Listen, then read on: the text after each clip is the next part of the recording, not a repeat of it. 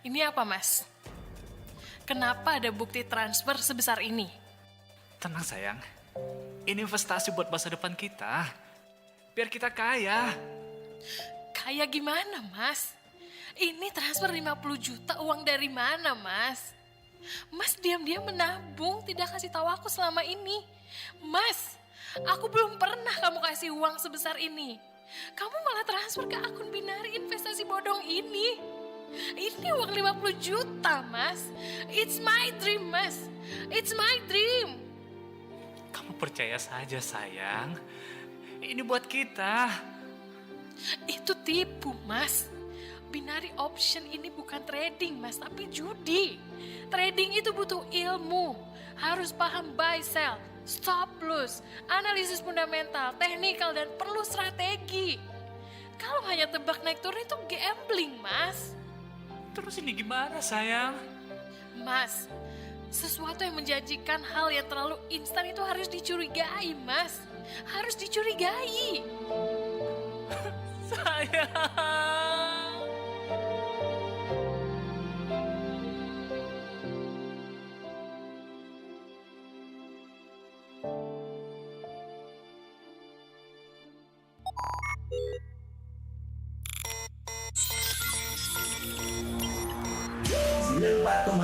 FM Pro 1 RRI Makassar.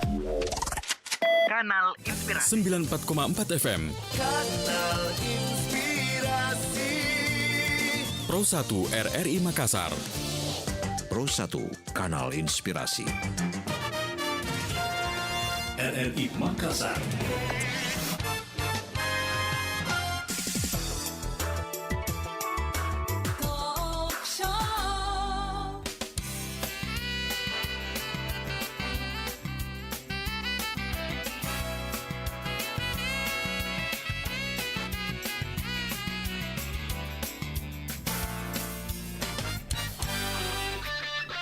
Assalamualaikum warahmatullahi wabarakatuh dan selamat siang pendengar Pro 1 RRI Makassar. Saya Arti Alfian menyapa Anda kembali di kesempatan hari ini ya. Awal pekan Senin 15 Agustus 2022. Dan seperti biasanya pendengar dari pukul 11 hingga nanti jelang pukul 12 waktu Indonesia Tengah, kita akan bersama di segmen acara pengarus utamaan gender untuk kesempatan hari ini, dan kita akan coba berbincang-bincang dengan narasumber kita ya. Yang sudah bersama dengan kita ada Ibu Dr. Randa Haja Maipa Anwar Said MSI. Beliau adalah Ketua Bidang Sosial Budaya dan Lingkungan FPPI. Kita menyapa dulu. Assalamualaikum, selamat siang Bu Haja Maipa. Waalaikumsalam warahmatullahi wabarakatuh. Selamat siang untuk Mbak Arni. Salam sehat untuk semua pemirsa pendengar RRI yang setia. Iya, ya. Bersama Arti di sini ya, Ibu Haja Maipa ya. Ya. Oke. Apa kabar ini Ibu? Iya, alhamdulillah baik sayang. Ini lagi di Sinjai sih. Saya berdoa moga-moga sinyalnya tetap bersahabat supaya tidak terputus perbincangan kita ya. Iya, betul. Mbak Arti ya. Iya. Bu Arti panggil Ibu, Mbak apa nih? Kakak. Arti aja ya. Arti ya. Oke deh. Saya sendiri ini sudah oma-oma, jadi boleh dipanggil ibu, boleh panggil mama, terserah. Enak.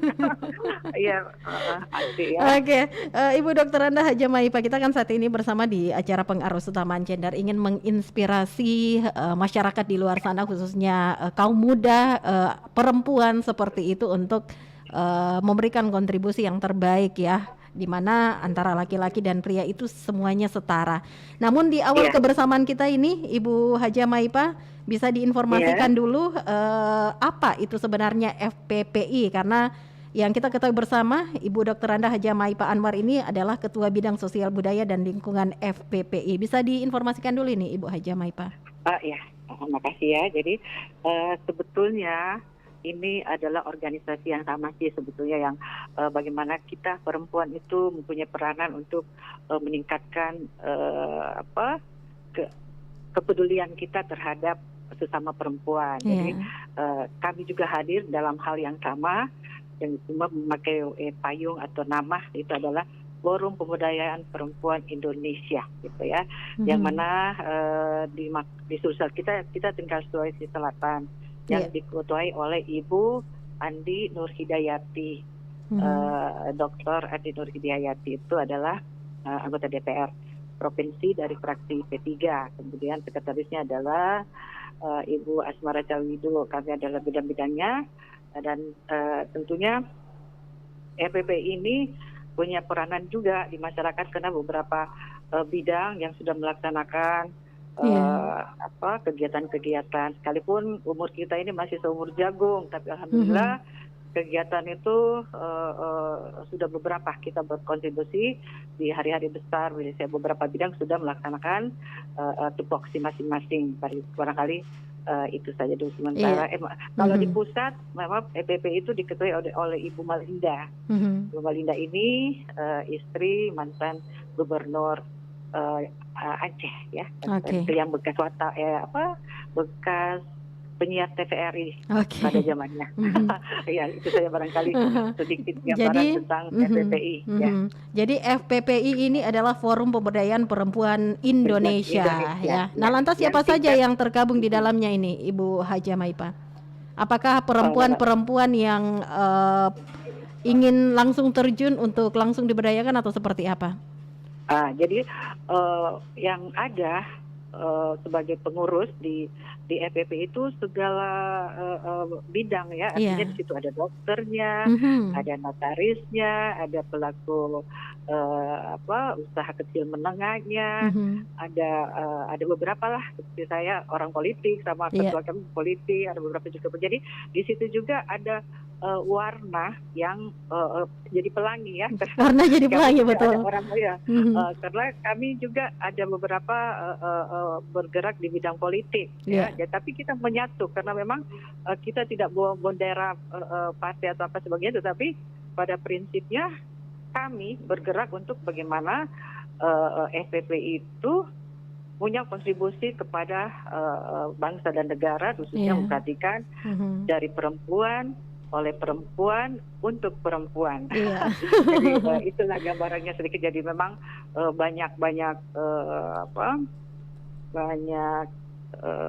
latar belakang. Tadi saya sampaikan bahwa profesi ya yang bergabung di FPPI Sulsel, karena kami ini tingkat provinsi. Jadi begitu. Jadi kalau memang dia di bidang sosial, benar-benar dia bidang kesehatan, benar dia adalah dokter. Dan kalau dia di UMKM, memang dia pelaku UMKM yang bidang itu, ya, organisasi memang organisasi, tapi dengan profesi yang multi dan multi profesi kami di dalam FPPI tersebut.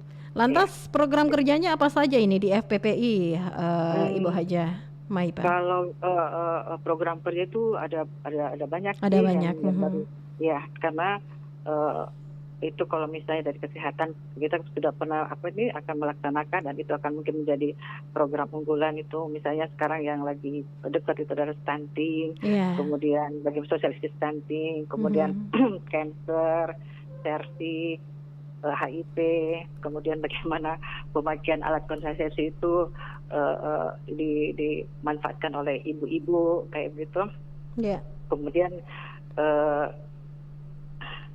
Kemudian untuk kami juga sudah baru-baru ini ikut berperan dalam kebaya yang UNESCO itu, kita sudah melaksanakan itu, ya, cukup kan program pemberdayaan FPP mensupport dari bidang kebudayaan itu sudah mensupport kebaya Goes to UNESCO, itu sudah terlaksana juga yang baru-baru ini. Goes to UNESCO. Goes to UNESCO. Kemudian saya sendiri dari bidang sosial sudah bergerak dari sebelum puasa, ada pertemuan-pertemuan mungkin ada ceramah-ceramah, kemudian kami pernah waktu bulan puasa itu juga melaksanakan buka bersama 250 penghuni rutan Salemba, rutan perempuan yang ada di Jalan Alauddin itu, yang di dalam, yang masuk ke dalam. Sudah melaksanakan itu. Jadi kami hadir, tidak sekedar membawakan nasi kotak, kue dan sebagainya, tapi ada memberikan spirit, motivasi, bukan diceramai, karena kalau penghuni rutan itu juga bosan diceramai kasihannya, dia dibutuhkan support. Jadi kemarin kami semua teman-teman tidak saja memberikan bingkisan dan sebagainya, tetapi yang utama diberikan spirit supaya mereka itu memotivasi untuk bekerja, mempunyai kontribusi kepada dirinya sendiri, meningkatkan kemampuannya dalam mengaktualisasi diri, sehingga dia bisa melupakan masa lalunya yang mungkin kelam, kesalahan-kesalahannya dan sebagainya. Jadi bentuk-bentuk hearing ya, sharing ke mereka, bukan ceramah kan. Jadi kita memang mendatangi, berdialog dari kelompok-kelompok yang banyak sekali kan di sana itu, dengan kasus yang berbeda-beda. Jadi itu dari bidang sosial, kemudian kami juga malamnya itu tengah malam kami juga membagikan makanan juga kepada orang-orang tukang beca di pinggiran, kita kerja semacam sahur on the road lah kayak begitu pada saat itu. Kemudian ada kejadian korban kebakaran di veteran, ketika ada musibah-musibah juga ditimpa oleh masyarakat, alhamdulillah FPPI bidang masing-masing itu sudah terjun langsung ke masyarakat membagikan ala kadarnya mereka punya kebutuhan. Kebetulan saya bidang situ ya ada sudah banyak lah. Jadi UMKM lah juga dari bidang UMKM juga itu sudah melaksanakan pelatihan, memberdayakan melalui kegiatan pameran dan pelatihan. Kemudian mereka juga UMKM itu bekerja sama dengan BI, sudah ada MOU dan Dinas Koperasi untuk bagaimana UMKM yang ada di masyarakat bawah tentunya ya, yang menjadi starting point daripada program daripada FPPI ya begitu, supaya masyarakat lebih perempuan khususnya lebih bersemangat untuk menjalankan Omega, usaha menambah gaji dari sisi itunya UMKM-nya. Jadi tidak diam saja, tidak jadi insya Allah FPPI akan hadir di kesempatan-kesempatan yang memang memberi peluang besar kepada kaum perempuan. Jadi itu ya inti FPPI, dan banyak program-program kesehatan juga sudah beberapa ada ini. Jadi yang saya jelaskan semuanya memang juga belum semua sih bergerak karena waktu kita memang baru. Jadi tapi program-program itu akan jalan semua insya Allah. Sudah berapa tahun ini jalan FPPI ini khususnya di Sulsel ini? FPPI kita belum praktisnya sih sebetulnya baru setahun. Baru setahun ya? Iya, kurang lebih setahun. Jadi programnya kemarin itu sudah kepemimpinan awal dari Ibu Andi Bulan, kemudian ini estafet karena masa periodenya sudah habis, estafetnya ke ini ke Ibu Andi Nurhidayatita sebagai ketua. Jadi memang tetap berproses ya Ibu Haja Maipa ya. Dan yang paling keren menurut saya ini, setiap agenda kegiatannya ini fokusnya itu langsung menyentuh ke masyarakat ya. Insya Allah akan begitu. Jadi kita punya kerja top down juga sih sebetulnya program dari pusat, kemudian kita jalankan, tetapi kita kan harus mengkondisikan karena beda daerah itu beda masalah. Gitu. Jadi di setiap kabupaten ada ini Ibu Haja Maipa? Ada. Cuma memang belum beberapa kabupaten yang kita ini belum semua, belum 24. Mungkin ada sekitar berapa belasan yang baru terrealisasi dengan waktu yang singkat ini. Itu barangkali. Jadi bukan hanya fokus ke bidang sosial, budaya dan lingkungan, tetapi ada bidang-bidang lainnya di bawah FPPI ini yang semuanya langsung menyasar ke masyarakat ya, Ibu Haja Maipa. Dengan program masing-masing dan insya Allah bergerak mereka akan berkontribusi semua dengan tugas fungsinya mereka semua ya. Nah, program-program. berbicara soal FPPI, yakni Forum Pemberdayaan Perempuan Indonesia, kita berbicara soal perempuan. Perempuan ini sudah setara lah dengan laki-laki ya. Lantas seperti apa sebenarnya Ibu Haja Maipa melihat potensi perempuan khususnya di Sulawesi Selatan untuk mendukung setiap kegiatan-kegiatan demi Indonesia begitu? Iya, alhamdulillah sih sebetulnya kalau melihat khususnya Sulawesi Selatan ya, banyak sekali organisasi yang benar-benar seleksinya tuh sama. Kita punya kehendak karena memang kan kita luas ya, penduduknya banyak, memang dibutuhkan berbagai macam organisasi dan kita semuanya kompak. Artinya sekali ngumpul bersama tapi tidak bertabrakan. Minimal kita maksimal kita join, jadi masih itu join share programnya dan sebagainya dan alhamdulillah semua bersinergi dan punya kemampuan untuk bagaimana peduli terhadap kehidupan pengembangan perempuan kita khususnya di Sulawesi Selatan. Iya. Iya begitu saya melihat perkembangan perempuan yang ada. Perempuan hebat lah. Kami punya perempuan hebat semua dengan berbagai judul. Tidak enak kalau saya tahu ini organisasi itu Pak Antit juga tahu kan. Iya betul. Tahu bahwa dan saya punya organisasi juga bukan di EPP juga, bukan di ETI, ada beberapa.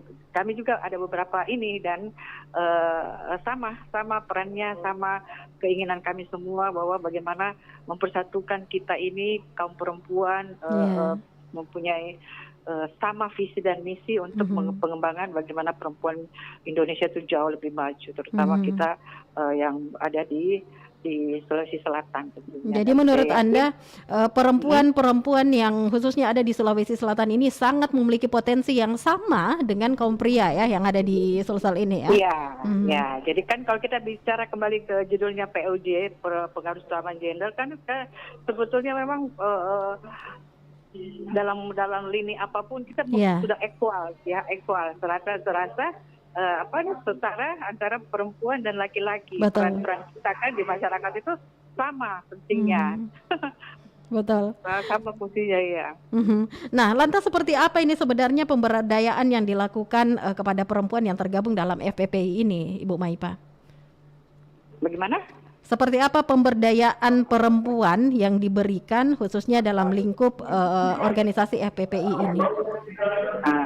Jadi kami seperti saya sampaikan tadi itu bahwa program selanjutnya itu mungkin kita mengadakan pelatihan dan mengundang masyarakat setempat yang untuk bagaimana bisa mendapatkan menimba ilmu dari misalnya dari bidang kesehatan, dari kami juga sosial dan bidang lain lagi, organisasi dan sebagainya, untuk mengetahui hal-hal atau kalau dia tahu bahwa dia benar-benar paham untuk tidak sekedar tahu tetapi bisa pengetahuannya itu juga menjadikan influence terhadap masyarakat sekelilingnya ya, jadi bisa mempunyai pengaruh kepada ini untuk peningkatan sumber daya manusia tentunya dalam hal pengisian isi kepala. Jadi tidak sekedar ibu rumah tangga cuma sudah gitu masak kemudian menyajikan anak, tetapi ada paid job yang positif yang untuk menambah untuk bagaimana apresiasikan ke keluarga lagi, menginspirasi ke keluarga lebih cerdas karena memang semboyan FPP itu adalah cerdas, mandiri, ikhlas, kerja cerdas, kerja mandiri, kerja ikhlas. Yang menarik ini karena diharapkan ada peningkatan SDM ya khususnya bagi kaum perempuan seperti itu. Lantas mengapa sebenarnya perempuan itu harus berorganisasi? Kan kita lihat bersama ini Ibu Haja Maipa ya, masih banyak perempuan yang ketika pagi sudah menunggu mempersiapkan segala sesuatunya dalam rumah tangganya. Lantas mengapa perempuan ini juga harus ikut berorganisasi menurut Anda? Ya, kalau saya melihat penting, organisasi itu penting karena di situ kita bisa mendapatkan ilmu, kemudian kita bisa tahu bagaimana memanage diri kita, bagaimana kita mampu juga memanage orang secara positif dan sebagainya. Karena ilmu yang ada di rumah tangga misalnya gitu jauh lebih lengkap ketika kita punya kegiatan luar, misalnya Iya. organisasi ya, yang kecil-kecil aja misalnya kita ikut dalam majelis taklim. Iya. Nah, ya kan kita bisa bersosialisasi, berinteraksi, bersilaturahim dengan orang banyak. Artinya ketika ada sesuatu enak kan kita urung rembuk gitu. Iya. Nah, organisasi itu yang saya merasa menikmati itu karena di samping saya dapat ilmunya, silaturahimnya, dan banyak hal positif yang bisa saya menimbah ketika saya berada di organisasi dibandingkan saya cuma sudah selesai masak mulai tidur gitu kan. Iya. bisa penyakit lagi tubuh karena sudah ada yang gemuk gitu. Tapi kalau kita berorganisasi ya banyaklah kita bisa sharing-sharing kepada teman untuk hal-hal yang positif yang ada, bukan kita bicara tentang pasar tentang apa, tapi minimal kita bisa berkontribusi pemikiran kepada lingkungan kita. Barangkali itu ya. Tadi Ibu Haja Maipa ini sempat menyinggung soal managing waktu. Lantas sebenarnya manajemen waktu dari seorang perempuan, karena kita ketahui bersama kan perempuan adalah ibu rumah tangga juga ini ya. Kemudian juga semuanya bisa seimbang dengan karir yang ada ini. Ya, sekarang kan itu sebetulnya sudah amat sangat maju ya. Kita canggih sekali dalam hal berkomunikasi dan apa kan, apalagi sekarang kita lihat bagaimana itu anak-anak muda, anak kita dari kecil sudah ini jadi kalau kita tidak punya interaksi dengan baik, tidak tahu memanage waktu dan sebagainya, itu kita bisa kehilangan momen bersama keluarga, kehilangan apa? Nah, ini kan ada telepon, ada apa, makanan juga sudah jauh, tapi itu tidak masih gitu menjadi alternatif kesekian ketika kita mau pesan makanan. Kalau memang sama sekali sudah tidak ada waktu masak misalnya, tapi sebaiknya biasanya itu anak-anak, suami dan keluarga itu lebih senang sebetulnya masakannya ibunya. Betul, itu tidak bisa dipungkiri juga ya, Ibu Haja Maipa ya. Tapi ada eksiden yang kita benar-benar tidak sempat atau nitip orang atau gimana ya, bolehlah sekali-sekali misalnya gitu pesan di GoFood misalnya kayak gitu ya. Tapi yang paling penting juga mungkin di dalamnya ini ketika seorang perempuan ingin berorganisasi, ikut terjun seperti itu, harus ada komunikasi juga dengan pasangan ya dan keluarga seperti itu. Bagaimana pendapat Anda ini, Ibu Haja Maipa? Saya kalau itu saya apa-apapun mesti izin suami. Harus saya ya. tidak bisa mengabaikan, harus ada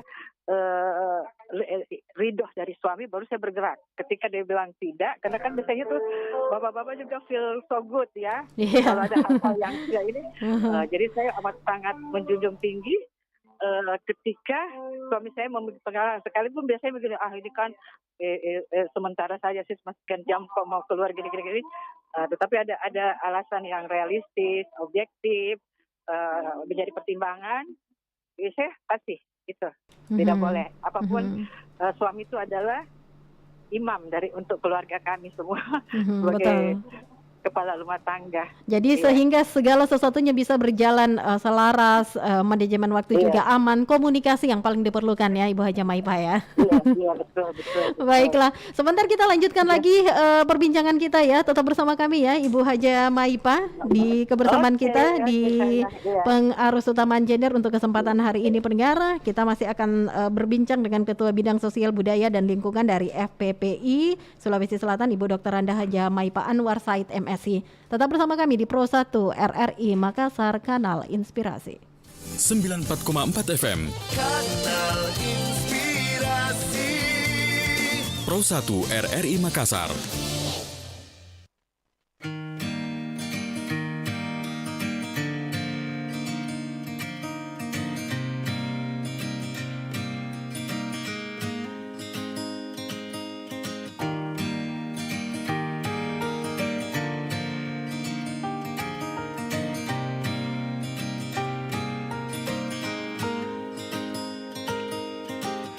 Wajahmu, hatimu telah lama ku dambakan. Kamu yang sejak dulu aku nantikan.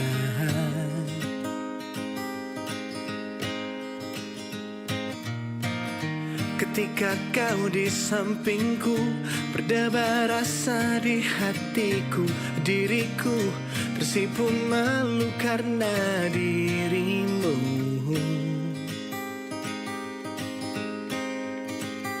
Ku ingin kau milikku. Oh baby, I'll take it to the sky. Forever you and I, you and I. Dan kita kan selalu bersama. Cintaku selamanya jika kamu milikku, milikku. Oh, oh.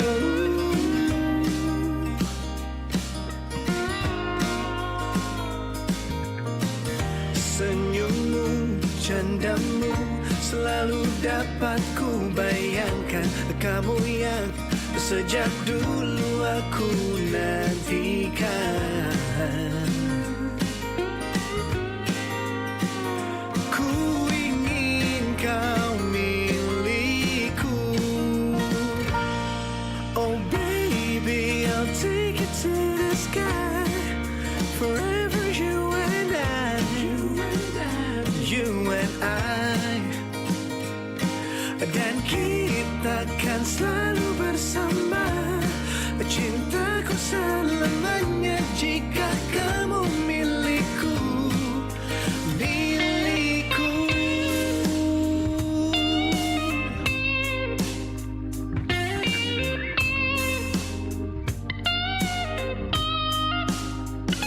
And I want you to be mine.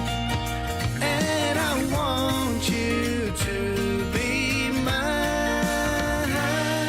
Oh baby, I'll take it to the sky. Forever you and I, you and I. Dan kita kan selalu bersama. Cintaku selamanya jika kamu milikku, kau milikku. No, you and I. Dan kita kan selalu bersama. Cintaku selamanya jika kamu milikku, milikku.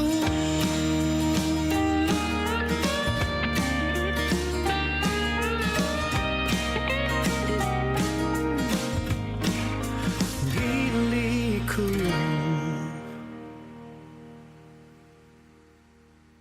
94,4 FM Kanal Inspirasi.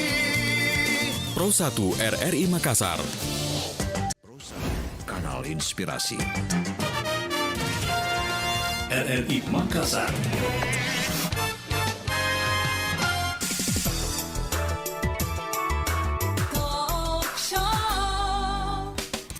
Kita lanjutkan lagi perbincangan kita pendengar di kebersamaan kita di Pengarus Utamaan Gender untuk edisi hari ini ya. Hari Senin 15 Agustus 2022 dan kita masih bersama dengan Ibu Dr. Randa Haja Maipa Anwar Said MSI. Beliau adalah Kepala Bidang Sosial Budaya dan Lingkungan FPPI Provinsi Sulawesi Selatan. Kita menyapa dulu, masih semangat mengedukasi ya Ibu Haja Maipa ya. Iya, ini saya bergeser lagi makan, bergeser dulu ya. Oke, seperti yang tadi diinformasikan kalau FPPI ini adalah Forum Pemberdayaan Perempuan Indonesia, di mana perempuan Indonesia khususnya di Sulawesi Selatan ini punya potensi yang luar biasa yang tidak kalah dengan kaum pria. Lantas bisa diinformasikan juga ini sebenarnya kontribusi yang diharapkan dari perempuan untuk Indonesia ini seperti apa ini, Ibu Haja Maipa? Minimalnya kan gini, kita menyinggung juga mengenai ini ya, kita sudah merdeka. Ya. Sudah merdeka ini kan sudah mau 17 Agustus. Betul. Itu adalah hari kejayaan kita, kemerdekaan kita. Nah, kalau kita flashback lagi bahwa untuk mencapai kemerdekaan itu amat sangat susah ya, karena bagaimana pejuang-pejuang kita, pahlawan-pahlawan kita itu berjuang bagaimana Indonesia dipertahankan sehingga sampai merdeka. Kemudian kita melanjutkan perjuangannya, kemudian kita berusaha mempertahankan. Nah, kita perempuan dan tentunya seluruh masyarakat Indonesia ya, mengisi dengan cara apa? Tentunya perempuan Indonesia ya, terutama kami semua yang punya keinginan, punya kemauan juga mengisi program-program bagaimana negara kita ini bisa selalu jaya, selalu tetap mengisi kemerdekaan itu dengan hal-hal positif, tentunya dengan melibatkan perempuan dalam hal apapun. Jadi tidak saja misalnya orang desa itu kasihan cuman dari rumah ke sawah, kemudian kembali lagi masak menanak nasi dan sebagainya, tetapi tentunya melalui program sosial perempuan di kementerian, kemudian menurunkan kepada provinsi, kemudian ke kami yang independen ya, NGO itu punya peranan. Jadi tentunya tidak bisa bergerak sendiri, kami harus bermitra apa program yang ada di pemerintah, kemudian kita melaksanakan, menjadikan juga artinya kerjasama, sharing program, yang punya dana misalnya di dinas apa, kami bolehlah ikut peran di situ untuk bagaimana masyarakat khususnya untuk perempuan kami bisa bergandengan tangan, membuka wawasan, bagaimana mengisi kemerdekaan ini dengan program-program tentunya yang bermanfaat. Banyak hal dari segala aspek tentunya. Dari segala aspek. Tadi juga Ibu Haja Maipa sempat mengatakan menyasar desa ya. Maksudnya ini ada perempuan-perempuan yang tinggal di desa yang ke sawah, ke kebun begitu, kemudian balik lagi untuk mengurus rumah tangga. Ada tidak program-program yang dilakukan ini dari FPPI menyasar perempuan-perempuan yang ada di desa ini, Ibu Haja Maipa? Iya, tentunya itu akan menjadi program utama juga, inti juga, karena kami juga akan membuat beberapa kegiatan yang semoga bisa terrealisasi, bahwa kami nanti FPPI punya desa binaan lah. Ada desa binaan. Karena kan kita UKM itu tentunya akan menyisir, akan melakukan misalnya pelatihan membuat keripik, bagaimana mengemasnya, membuat packingan. Sekalipun keripiknya enak, tapi kalau packingnya tidak bagus, kan nilai jualnya terlalu rendah, misalnya kayak begitu, dengan kualitas tentunya dari sisi higienisnya dan sebagainya. Mungkin hal sesimpel-simpel itu yang barangkali nanti akan kami berkontribusi ke desa-desa, ke masyarakat, ke desa-desa dan lingkungan setempat. Jadi mereka punya pengetahuan inti, karena kan sebagiannya kan biasanya cuma menggoreng saja, saya keripik pakai plastik biasa, padahal sebenarnya kalau dia di-pack dengan bagus, dengan kita membantu ke sana packing, syukur-syukur misalnya dari dinas koperasi, dinas UKM dan sebagainya itu bisa memfasilitasi alat-alat tersebut supaya mereka bisa membuat itu dengan, karena mereka binaan tentunya punya sharing program, sharing budget juga, pengembangan UKM di desa-desa. Itu beberapa yang menjadi pikiran kami dari FPPI. Dan sepertinya hal-hal seperti itu dibutuhkan kerjasama. Lantas kerjasama apa ini yang diharapkan nantinya ini Bu Haja Maipa, sehingga rencana dengan membuat keripik yang misalnya dari harganya rendah ini bisa bernilai jual lebih untuk perempuan-perempuan di masyarakat desa ini seperti apa? Ya, misalnya kan biasanya mereka kasihan itu tidak punya pasar ya, jadi bisa mungkin ada akan menjadi pemikiran juga ketika mereka sudah kita ajarin packingnya, mungkin kita bawa misalnya ya, kita titipkan, mesti kita kasih jalur berhubungan dengan mal-mal ataukah market-market kecil, dititip di situ dengan sistem yang memang waralaba atau apalah, nanti barangkali itu ilmu-ilmu yang begitu akan diturunkan ke mereka menjadi satu pelatihan dari UKM kita, dari program teman-teman yang bidang-bidang yang sesuai tupoksinya itu. Jadi banyaklah yang menjadi pemikiran yang insya Allah akan terrealisasi, dan ada juga beberapa sih sudah terrealisasi kemarin pelatihan itu yang sudah Itu Tadi ini juga barangkali, sempat Mbak. diinformasikan sudah ada barang seperti itu, sudah ada yang ingin dijual dan proses pemasarannya juga. Kita kaitkan di era digitalisasi saat ini, Ibu Iya, Haja Maipa. betul. Apakah Ya. ini ada pelatihan juga untuk masyarakat atau kaum perempuan yang ada di desa untuk proses pemasarannya ini, pelatihan menggunakan gadget seperti itu, Gadget. sosial media untuk proses pemasarannya? Sudah ada rencana Itu seperti akan itu? ada. Sudah ada, cuma memang agak repot kalau Iya. mereka jauh dari akses ini ya, sinyal dan sebagainya. Jaringan juga Gitu, dipikirkan ini ya. jaringan yang menjadi kendala. Jadi Hmm. memang kalau kami di sini ya, jadi salah satu UKM kita itu sudah ada ya, brandnya sudah ada. Jadi Iya. rata-rata pelaku bisnis yang memang yang bergerak di bidang ini ada Ibu Debbie, Rifat, di situ dia yang bagian UMKM, ada beberapa teman-teman juga. Ada kalau di kesehatan itu ada Dokter Uni yang akan nanti ke masyarakat terjun langsung, Iya. minimal kesehatan gratis lah jalan di Iya. masyarakat ini pinggiran ya. Mhm. Jadi memang kita berapa segmen nanti kalau misalnya daerah pesisir, daerah pinggiran kota, yang begitu. Itu semua Jadi, sudah dipikirkan ya, Ibu Haja Maipa Sudah. ya. Mhm. sudah, kami sudah di program kerja itu ketika kita mengadakan rapat kerja pembagian ini sudah alhamdulillah beberapa poin-poin itu sudah dipikir oleh kami FPPI di bawah pimpinan Ibu Andi Nur Hidayati. Nah tadi juga sempat dibahas ini kan menyasar desa perempuan di desa, menyasar desa stunting tadi, sosialisasi tentang stunting juga tadi Ibu Haja Maipa informasikan, kemudian HIV dan banyak hal lagi yang disosialisasikan ini yang boleh dikatakan ini semuanya langsung menyasar kena kepada masyarakat. Nah lantas edukasi apa yang diharapkan nanti dihasilkan daripada setiap yang diharapkan begitu dari FPPI ini, dari setiap kegiatan yang ada, Ibu Haja Maipa? Ya, tentunya pertama kalau saya sendiri awal-awal dengan stunting itu apa sih sebetulnya itu stunting? So, jadi dijelaskan dengan simpelnya, itu stunting itu anak-anak yang pertumbuhannya tidak bagus. Kalau orang Makassar bagi datuluki. Nah, jadi itu kami tentunya dari tim kesehatan itu ini insya Allah tanggal 16 itu akan terjadi. Selasa besok itu sudah kita akan sosialisasikan bagaimana mereka paham apa itu stunting, bagaimana pola pengembangan anak supaya dia tumbuh sehat, akan menjadi anak cerdas, lebih berkualitas dalam pertumbuhan tubuh kembangnya itu. Jadi ibu-ibu itu mesti tahu bahwa gizi anak-anak itu pada umur sekian diberi gizi ini, makan ini tidak perlu harus daging ayam apa, tetapi jangan diberi makanan yang dia kenyang tetapi tidak ada gizinya, seperti kayak kerupuk-kerupuk itu kan biasa efeknya bisa sampai dia jadi gatal-gatal lah, apalah gitu kan, bisa merusak juga jaringan otaknya kalau itu makanan yang dimasuk ke dia jadi santapan yang murah tapi tidak bergizi, sekedar mengenyangkan. Jadi ada pemahaman yang kita harus tanamkan kepada ibu-ibu itu. Jadi minimal dia tahulah bagaimana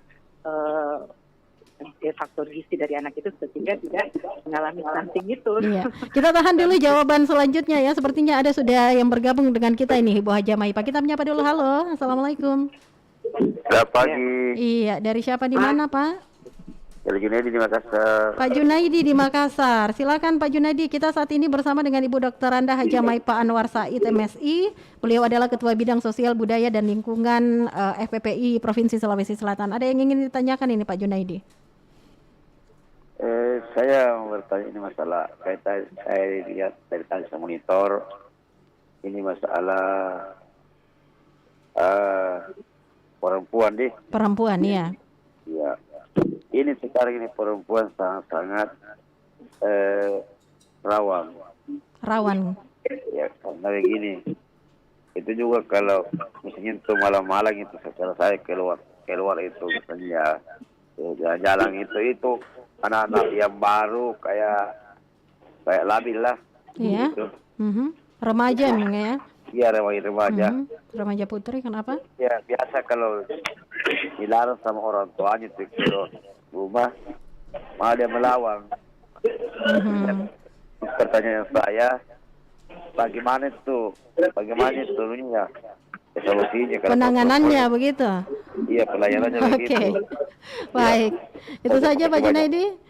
Iya, selamat pagi. Selamat siang ya, terima kasih Pak Junaidi. Ini sebelum kita lanjut ke jawaban yang tadi ini Ibu Haja Maipa ya, ini lebih ke karakter dari para remaja-remaja wanita, remaja perempuan yang masih labil begitu, yang kadang orang tuanya melarang untuk jangan keluar rumah, tetapi di mana-mana biasa sampai tengah malam ini masih aja terlihat remaja putri yang berkeliaran seperti itu. Bagaimana penanganannya ini dari Anda? Seperti apa, bisa di share juga?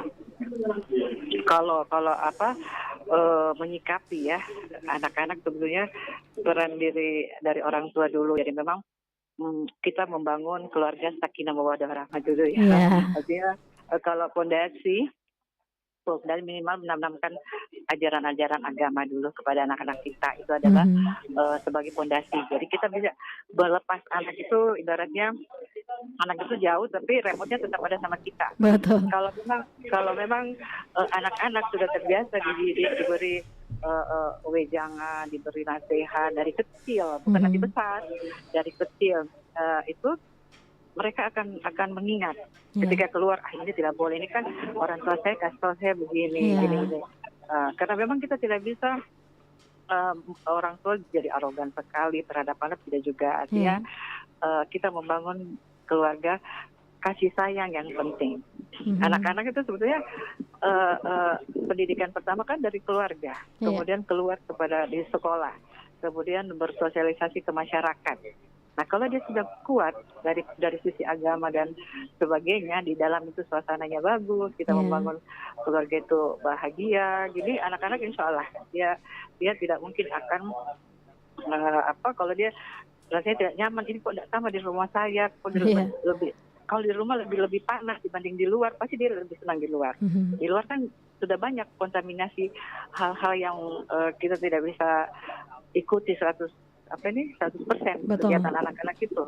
Nah, itu pertama. Kedua, dengan adanya digitalitas gadget dan sebagainya, itu bisa juga kita terkecoh juga. Kita pikir anak kita di kamar tenang-tenang, atau dia keluyuran hal yang keluyuran seperti di gadget, di dunia maya begitu ya. Dunia mayanya. Jadi memang kontrol orang tua ini tidak bisa lepas 100% kepada anak. Cuman kembali lagi saya bilang yang utama itu pendidikan agama dulu. Jadi kalau dia sudah diprotek dengan itu, insya Allah anak apapun diberi asupan influence apapun itu tidak akan goyah ya. Sudah ada perisainya, boleh dikatakan begitu ya. Ya, sudah ada dia sudah memahami, oh ini yang benar, ini yang tidak boleh dilakukan ya. Negatif positifnya dia sudah paham. Jadi saya barangkali yang simple aja begitu. Kita harus mencintai anak kita, menerima dia, kekurangan kelebihan anak kita kok, masa kita tidak bisa tahu gitu. Berarti memang kita lost control ke anak-anak. Kalau sempat karena memang karakternya kadang-kadang di rumah dia kalem, ini karena mungkin ada tekanan orang tua terlalu keras lah, apa gitu ya. Lingkungan, saya tidak menyalahkan semua orang tua, tetapi peran kita lah, saya pikir, untuk bagaimana anak-anak ini menjadi dewasa, punya pendidikan aktualitas yang bagus, lingkungan yang diberi arahan untuk bagaimana bergaul dengan lingkungan yang sehat, lingkungan yang bagus, ya. Begitu barangkali.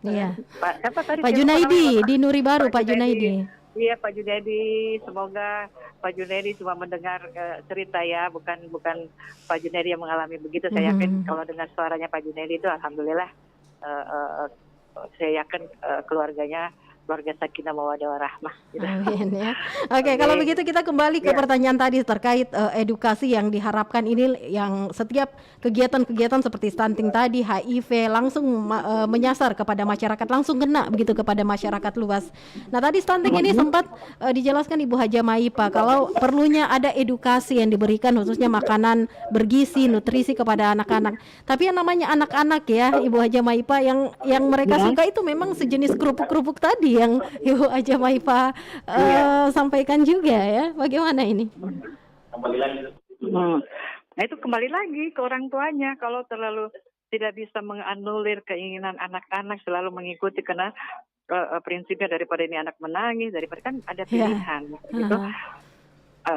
Yang sama ya, ada juga misalnya kalau orang mampu sih tentunya dia kasih yang susu yang bergizi dan sebagainya. Kita kan bicara yang menengah ke bawah gini ya, yang karena memang rata-rata yang kena masalah stunting itu yang menengah ke bawah, kasihan yang kemampuan ekonominya tidak bisa memberi susunya yang sesuai. Misalnya kalau memang susu gitu, ajubillah mahalnya, kasihan, tapi minimal makannya cukup nasi, ikan, bubur yang dicampur apalah yang bisa kita kan yang sumber daya alam kita itu kan banyak yang penuh gizi dari sayuran kita yang murah meriah. Nah, misalnya bikin bayam dibikinkan kerupuk, dikasih terigu digoreng misalnya kayak di Jawa kan itu ada ya mahal ya. keripik bayam, keripik sayur gitu ya. Keripik sayur kan boleh lah. Jadi kreativitas sebagai seorang ibu itu yang bisa memberi gizi kepada anak-anak gitu. Jadi banyaklah jalan keluar untuk bagaimana anak kita bisa tumbuh sehat dengan tidak perlu menu-menu yang mahal gitu ya. Gitu. Nah tadi ini sempat juga dikatakan ya, karena beberapa hari lagi kemerdekaan.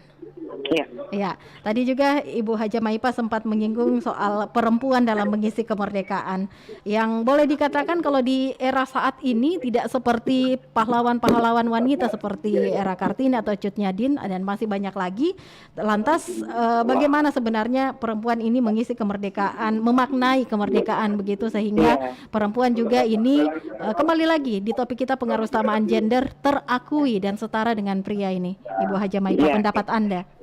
Oke, jadi sebenarnya kita kembali lagi sebetulnya apa sih itu PUJ?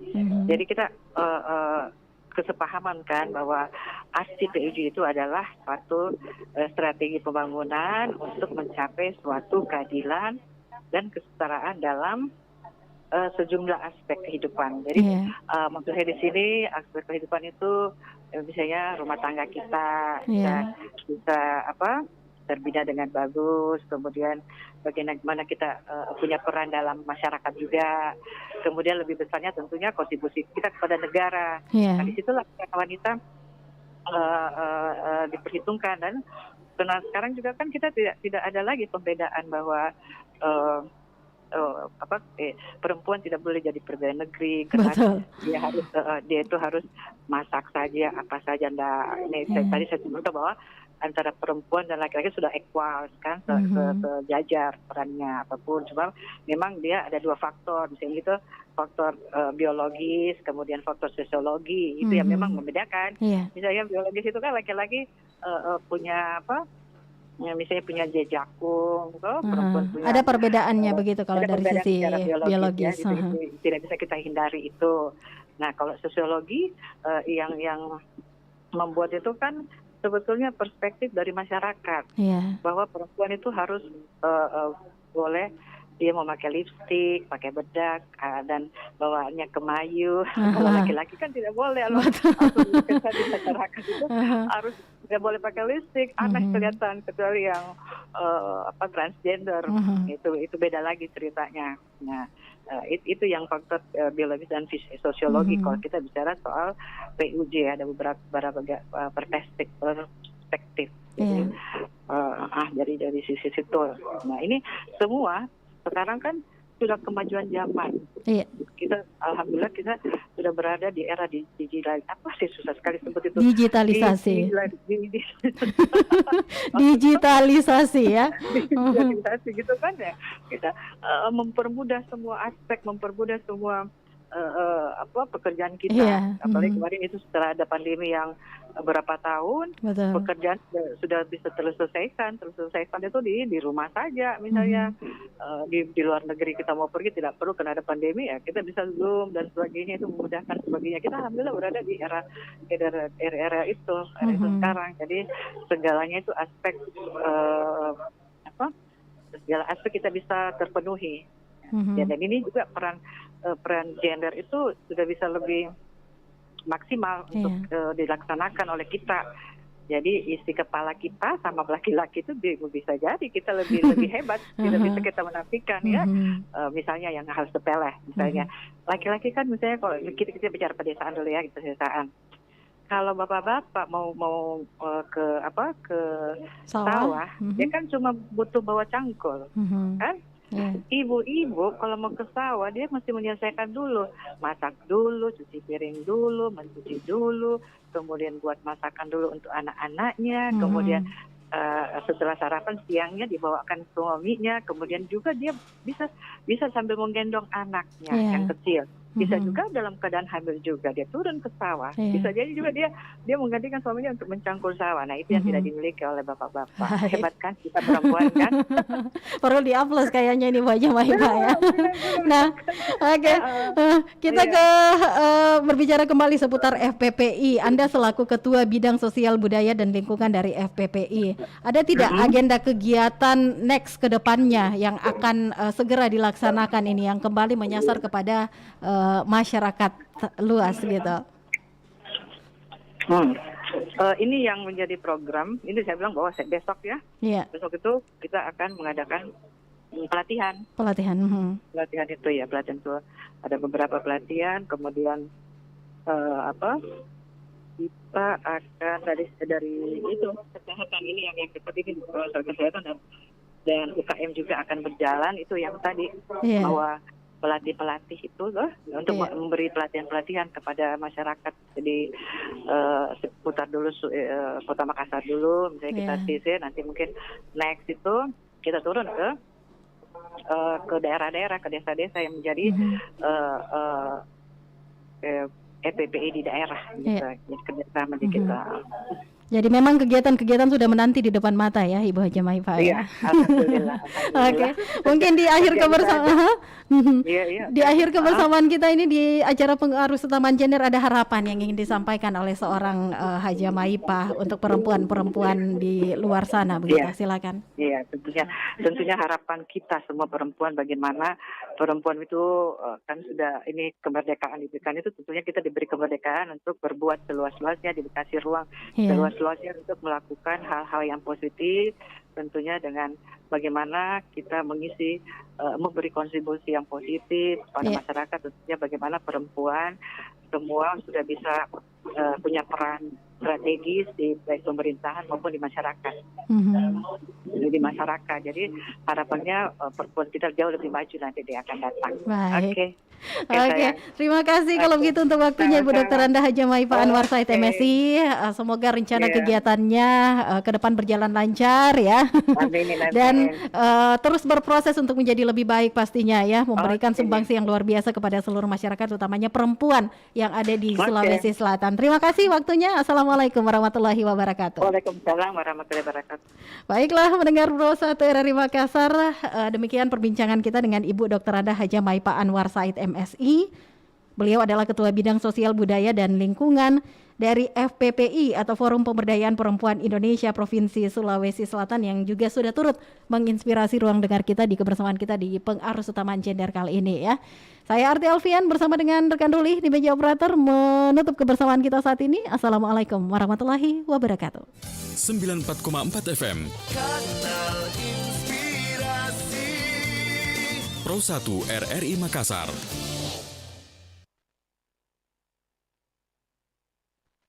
Aku masih mencintaimu. Aku juga masih membenci kamu. Saat senang kau peluk tubuhku, saat jatuh kau palingkan wajahmu. Tak sedikit pun sikapmu yang bisa aku pahami. Jangan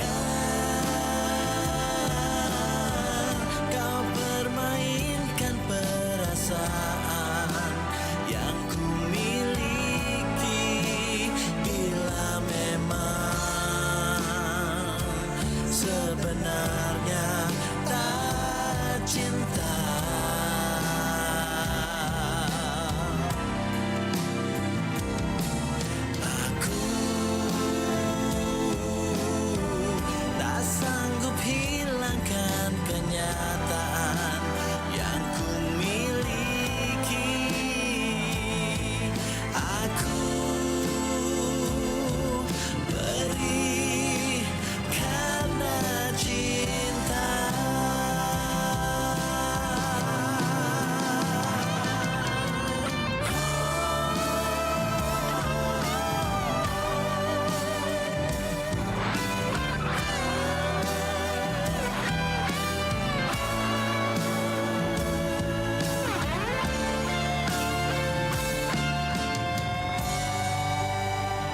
sedikit pun sikapmu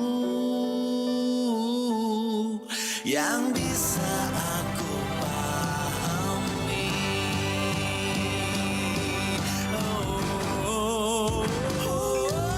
Jangan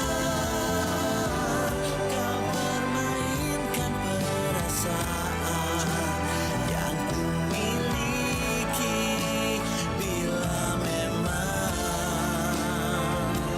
sebenarnya tak cinta.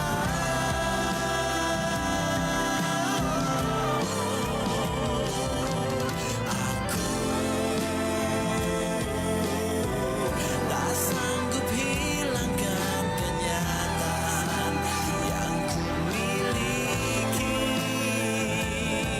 Aku beri karena cinta.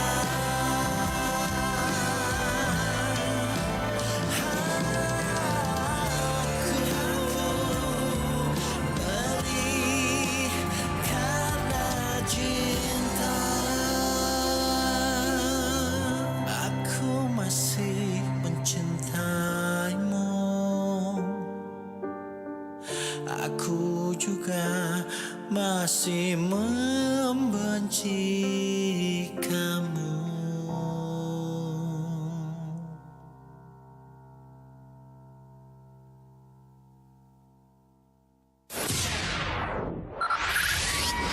Pro 1 RRI Makassar, Kanal Inspirasi.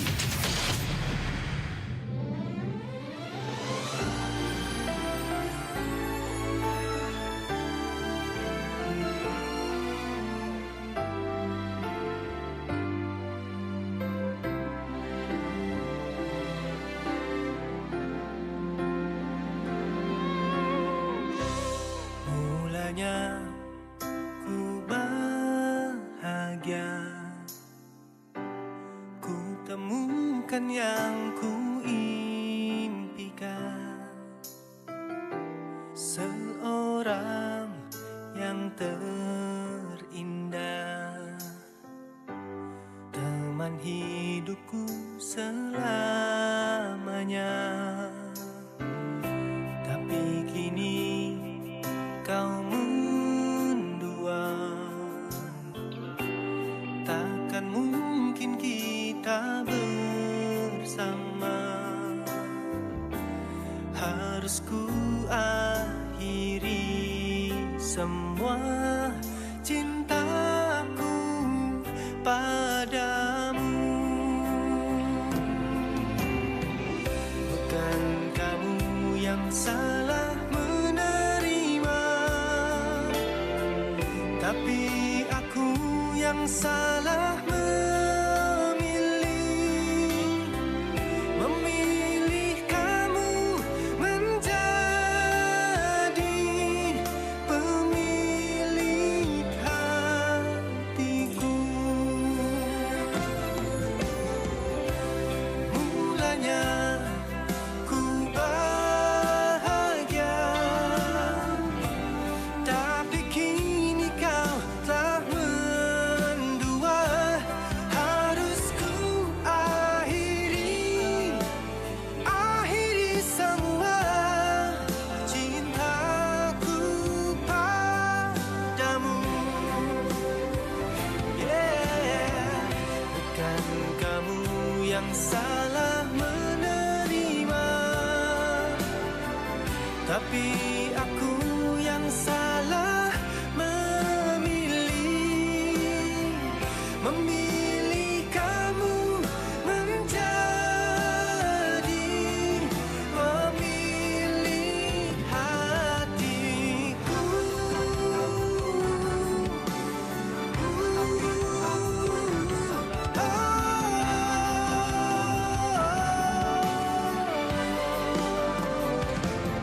Baiklah pendengar, kita tuntaskan menghadirkan lagu-lagu hiburan di ruang dengar Anda. Kita jelang pukul 12 waktu Indonesia Tengah untuk penyampaian dinamika olahraga dari Pro 3 RRI. Pro 1 RRI Makassar, Kanal Inspirasi.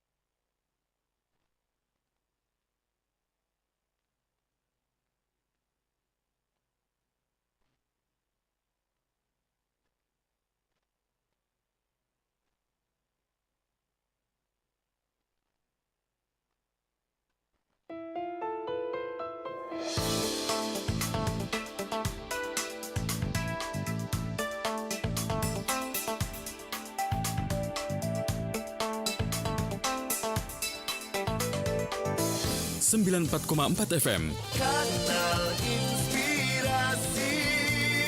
Pro 1 RRI Makassar. Anda kembali mendengarkan siaran dari program A1 Radio Republik Indonesia Makassar. Setelah sebelumnya Anda mengikuti informasi-informasi lewat Warta Berita dari Pro 3 RRI.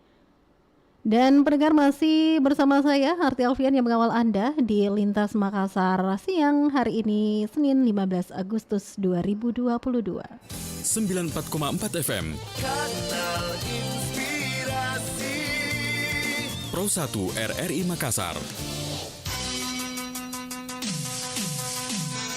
Lintas Makassar siang. Lomba Desain Logo HUT RRI ke-77 tahun. Lomba Desain Logo HUT RRI ke-77 tahun. Pendaftaran dibuka mulai tanggal 18 Juli sampai dengan 18 Agustus 2022. Terbuka untuk umum. Info lengkap dan pendaftaran, klik website ppid.rri.co.id atau hubungi Nia di nomor telepon 0857 7217 7221. Karya terbaik menjadi logo branding sepanjang tahun 2022. Ayo jangan ketinggalan.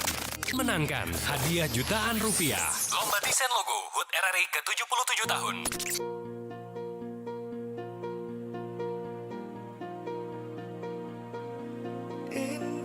Indonesia, tanah airku, tanah pusaka, negeriku tercinta. Indonesia, tumpah darahku, engkau akan ku bela selamanya. 94,4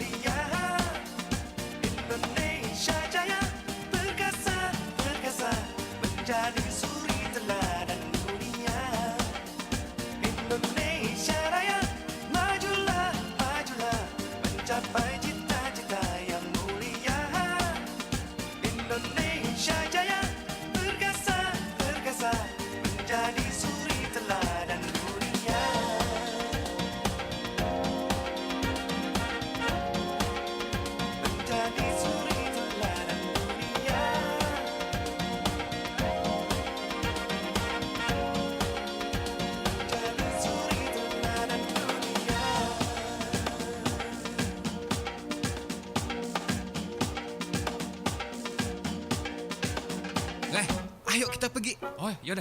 Saya ambil dulu handphonenya ya. Ya udah, saya tunggu. Bentar. Tunggu bentar. Ngapa, Le? Ke kamar bentar. Alangkah kamu sibuk amat, masuk kamar keluar lagi. Iya, tunggu. Ngapain, Le?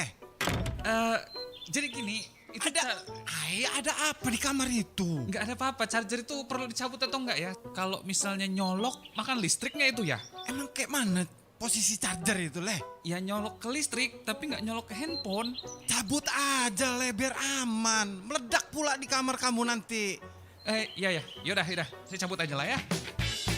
Charger yang tersambung ke stop kontak penyala tetap memakan daya listrik meskipun tidak ada gawai yang terkoneksi. Hal tersebut juga berpotensi menghasilkan jejak karbon yang dapat memperburuk global warming. Jadi, kita harus lebih bijak ketika menggunakan charger.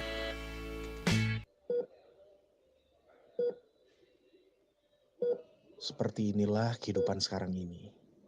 Tak pernah lepas dari teknologi. Hidup seakan untuk diri sendiri. Begitupun juga dengan aku, yang tak pernah lepas dari alat ini.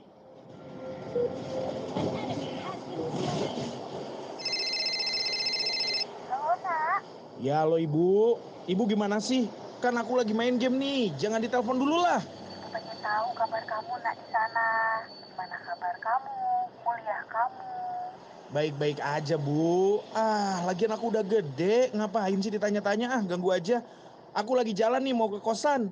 Udah ya, nanti aja teleponnya. Ya udah, hati-hati ya, Nak. Kabarin Ibu kalau udah sampai. Bawel. Dimanapun dan kapanpun aku berada, alat ini yang selalu bersamaku. Hingga akhirnya, aku pun diingatkan.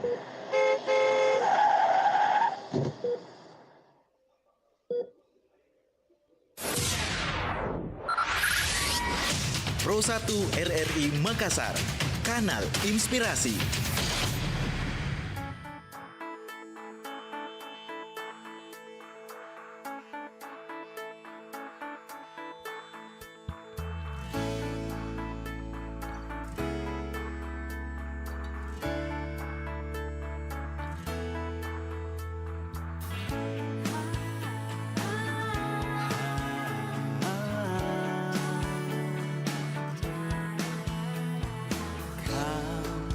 Yang ku cinta di hatiku, selalu takkan ku lepas. Di sini aku ku berikan semuanya. Bersama kita telah melakukan semua.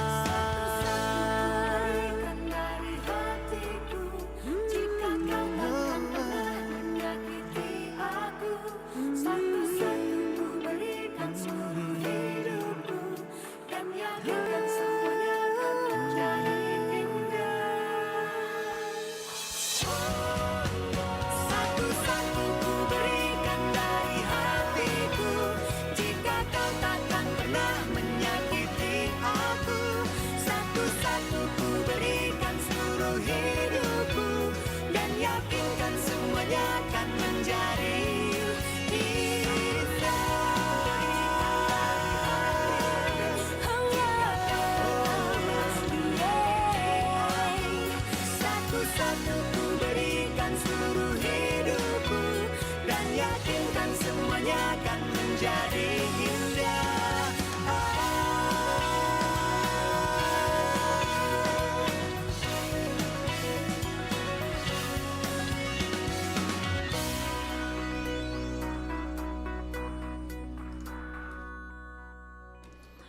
Kami ucapkan terima kasih pendengar untuk Anda yang saat ini masih terus setia bersama kami. Di Musik dan Informasi saat ini kami hadirkan informasi untuk Anda mengenai Ketua KONI Sulsel Yasir Mahmud bertekad agar olahraga di Sulawesi Selatan dapat berkembang pesat dengan kecepatan yang terukur. Kita simak informasinya pendengar bersama Hairudin Borahim. Pasca dilantik Ketua Umum KONI Sulsel, Yasir Mahmud akan bekerja keras dan mempersiapkan atlet dengan baik untuk menyongsong perhelatan pesta olahraga baik itu di tingkat provinsi maupun di kancah nasional seperti halnya PON. Untuk itu, kata Yasir, pihaknya akan gaspol sesuai kilometer yang terukur. Pihaknya juga optimis bahwa Sulsel akan besar untuk mengembangkan olahraganya hingga bisa seperti Jakarta, Jawa Timur, Kalimantan, dan Jawa Barat. Dengan membentuk Satgas Transisi Awal Kepengurusan, maka saya tidak ingin organisasi ini berjalan biasa-biasa saja. Saya ingin start dengan kendaraan yang stabil, kilometer yang terukur, dengan kecepatan rata-rata sebagaimana provinsi besar lainnya, seperti DKI Jakarta, Jawa Timur, Jawa Barat, Jawa Tengah, Kalimantan, dan Bali. Dengan target 5 besar di PON Aceh, kata Yasir Mahmud, semua pihak akan terus berusaha meraih target 5 besar ini dan tentunya dengan dukungan Pemprov Sulsel untuk bisa mencapai hal itu. 94,4 FM Kanal Inspirasi Pro 1 RRI Makassar.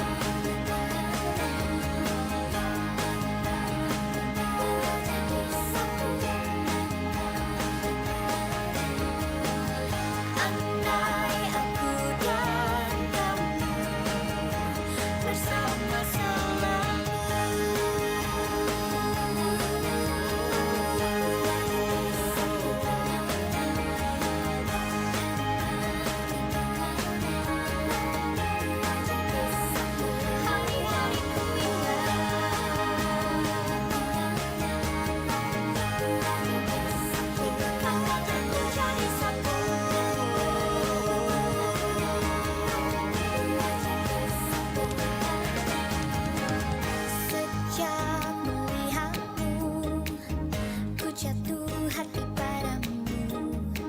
Saat mengenalmu, semakin ku ingin kamu. Bisa lebih awet, bisa bertahan lebih lama. Kalau tidak ini hancur oleh rayap, oleh pelapukan. Iya betul. Ini sudah ratusan tahun ini gedung ini. Iya. Sudah ratusan tahun ada. Iya. 1.600 sekian. Iya. Di antara kokohnya tembok bangunan yang masih terawat, yang hingga hari ini masih dapat kita saksikan di Kompleks Benteng Rotterdam, di pesisir barat Kota Makassar, Sulawesi Selatan. Tersimpan sosok penuh misteri yang hingga kini belum diketahui asal-muasalnya.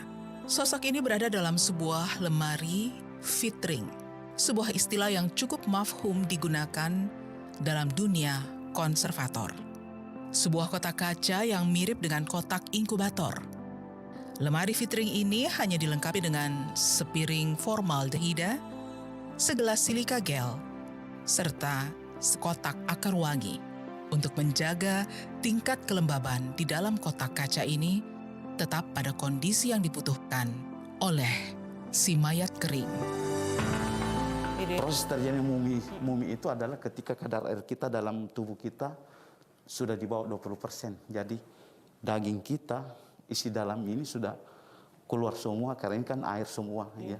Sehingga tinggal kulit yang menempel pada tulang. Ya. Kami berada di lantai 2 Gedung E di Kompleks Benteng Rotterdam. Sebuah bangunan peninggalan kolonial yang berdiri sejak sekitar tahun 1600-an. Selepas meniti anak tangga yang terbuat dari kayu bercat merah tua, yang nampaknya masih terlihat kokoh menopang berat tubuh kami. Akhirnya tibalah kami di sebuah ruangan yang panjangnya kurang lebih 15 meter, dengan lebar ruangan kurang lebih 3 meter.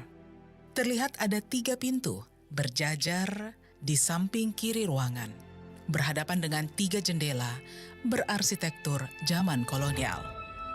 Ketika kami menengok keluar jendela, nampak bagian belakang Gedung E dalam Kompleks Benteng Rotterdam ini adalah Pak Munafri, konservator Balai Pelestarian Cagar Budaya Sulawesi Selatan.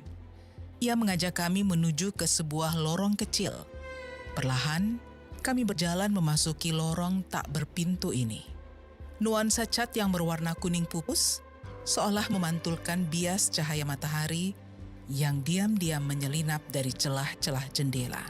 Ini membuat ruangan yang gelap sedikit bercahaya. Pak Munafri melangkah perlahan menuju sebuah kamar yang terletak di ujung lorong di lantai 2 gedung ini. Sebuah pintu persegi panjang berwarna merah kecoklatan dengan dimensi 2 kali 1,5 meter perlahan dibuka oleh Pak Munafri. Seketika ruangan yang gelap dan aroma lembab menyeruak keluar ruangan. Beruntung kami telah menggunakan masker sebelum pintu ruangan ini dibuka, sehingga aroma tersebut samar menerpa indera penciuman kami. Nampak di tengah-tengah ruangan terdapat 2 kotak berselimutkan kain penutup berwarna biru muda. Satu persatu kain biru itu diangkat dan nampaklah peti kaca mirip etalase. Ya, inilah lemari yang diistilahkan dengan lemari vitring. Lemari ini berada dekat dengan pintu masuk, berisi sosok mayat kering, mumi dewasa, dalam keadaan memeluk 2 kakinya. Kemudian pada lemari di sebelahnya terlihat sosok mumi balita dalam posisi terlentang. Perlahan Pak Munafri membuka peti etalase yang berisi mumi balita, kemudian melakukan pemeriksaan pada alat pengukur suhu serta butiran gel silika dan tablet putih formaldehida yang ditaruh dalam sebuah wadah kecil. Tak lama kemudian, Pak Munafri mulai menerangkan. Ini yang kami temukan di Polmas, daerah Polmas. Ini yang dibawa air, banjir di sungai, kemudian oleh masyarakat disimpan dan selanjutnya polisi menyita. Polisi waktu itu menyurat ke kami BPCB Sulsel sehingga kami ke sana dan ini kita bawa ke sini. Ini masih ada Jadi BPCB Sulsel sebagai suatu kantor yang bergerak di bidang pelestarian cagar budaya ini punya tugas untuk merawat barang benda-benda seperti ini, koleksi seperti ini. Oleh karena itu, kami di unit pemeliharaan dan konservasi punya tugas khusus untuk bagaimana merawat koleksi mumi ini supaya bisa lebih awet lagi dan bisa bertahan lebih lama. Adapun bahan-bahan yang kami simpan dalam lemari pitering ini untuk supaya tetap awet, tidak diserang oleh binatang-binatang kecil atau jasad ini. Yang pertama adalah kami menyimpannya paraformaldehida. Iya, paraformaldehyda itu fungsinya adalah supaya binatang-binatang kecil, jasad ternik tidak bisa datang di mumi ini. Dia tablet formalin sebenarnya ini. Yang kedua adalah silika gel yang seperti ini. Guna silika gel itu adalah menyerap uap-uap air yang ada dalam lemari pitering ini. Sehingga ini stabil suhu dan kelembaban udaranya. Ya, ini harus tetap stabil suhu ruang. Karena kapan dia lebih lembab, itu jamur akan dengan mudah menyerang daripada koleksi keramik ini. Ketika pertama datang di BPCB Sulsel, ini kondisinya tidak sebersih ini. Dia dalam keadaan kotor, tanah, ya. Dari banjir itu penuh tanah, terus debu dan sebagainya. Oleh karena itu kamilah di sini yang punya tugas untuk membersihkan. Ini adalah termohygrometer, namanya alat termohygrometer. Ini yang secara rutin tiap 2 kali seminggu kita kontrol, kita catat perkembangan suhu dan kelembaban udaranya. Ya, jadi ini sangat kita terbantukan supaya kita lihat apakah stabil. Merawat mayat kering ternyata sama peliknya dengan merawat jasad ketika masih bernyawa. Hanya saja nuansa mistis sangat terasa ketika berada di ruangan yang terkesan lembab ini. Berada dalam bangunan yang berusia ratusan tahun dan berada di antara 2 sosok mayat kering yang entah sudah berapa lama usianya. Apakah Pak Munafri merasakan hal yang sama? Karena kami bergelut dengan benda-benda tua, ya, baik itu bangunan seperti gedung ini, maupun koleksi-koleksi yang termasuk benda cagar budaya koleksi itu, ada situs, ada kawasan, ya sangat menarik, Bu, ya. Bahwa kami selalu diperhadapkan dengan material atau benda yang sudah cukup ratusan tahun. Perasaannya fine-fine saja, enak saja karena kami menjiwai, kami mencintai pekerjaan seperti itu, ya. Cuma yang perlu diingat bahwa ketika teman-teman bekerja itu bagaimana SOP keselamatan diri kita, ya. Sudah pernah ada kasus teman kami jatuh di Istana Datuk Lu Palopo dan meninggal, ya, karena jatuh dari atas pelapon, ya. Kami melakukan perawatan bangunan. Ini teman-teman yang sedang di lapang ini, ya, sampai di atap itu tenaga konservator. Per sekian bulan konservator datang melihat perlu diapakan ini, ya. Jadi di masyarakat banyak mitos-mitos, wah ini sakral, ini ada penghuninya apa. Kami bismillah aja, ya, bismillah saja. Dengan nama itu yang kami baik, mau merawat. Alhamdulillah kami tidak pernah dapat gangguan dalam tanda kutip. Kami beberapa lokasi kami bahkan nginap di sana. Alhamdulillah tidak. Biar masyarakat sana, oh Pak jangan Pak di sana ini. Iya. Tapi selalu itu kami kembalikan kepada Allah saja, ya. Di sini tuh teman-teman yang namanya kerang diputar itu jalan sendiri, teman-teman itu biasa, itu biarkan dia saja.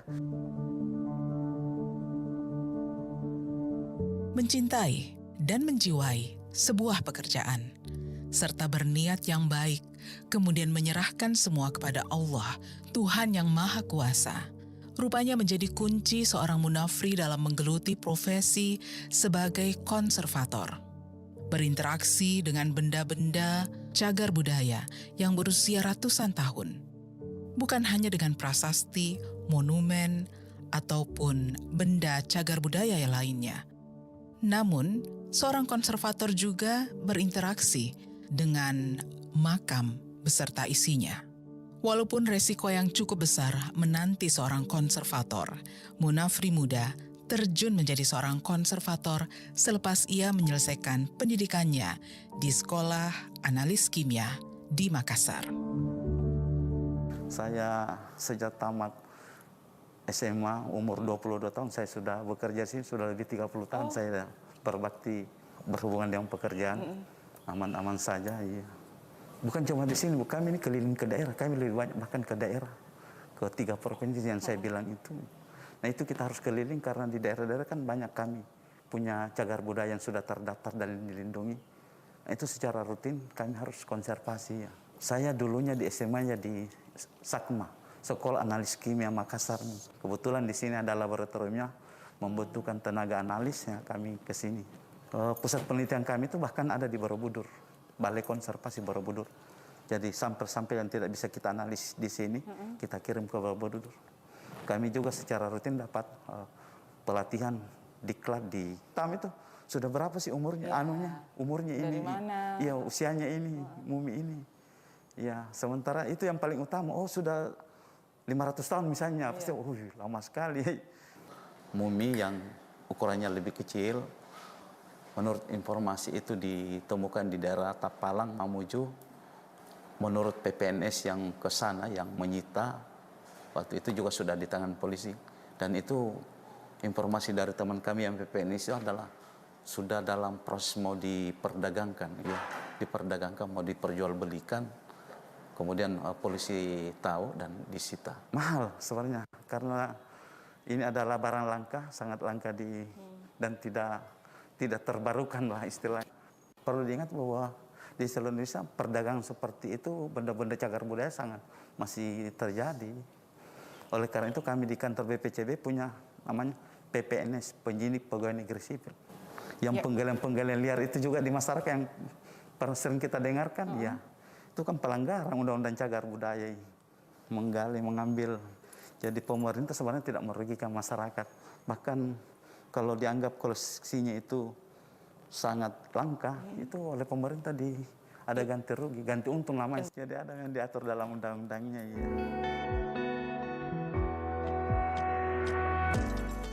Contoh nyata, tidak adanya sikap memiliki dan rendahnya pemahaman tentang benda cagar budaya. Barangkali sikap ini timbul karena ketidaktahuan masyarakat atau karena tidak ada tindakan khusus dari pemerintah.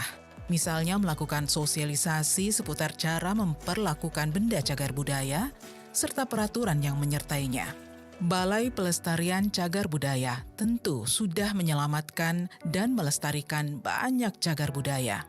Seperti yang dilakukan terhadap 2 sosok mumi yang hingga saat ini dapat disaksikan langsung keberadaannya di Kompleks Benteng Rotterdam.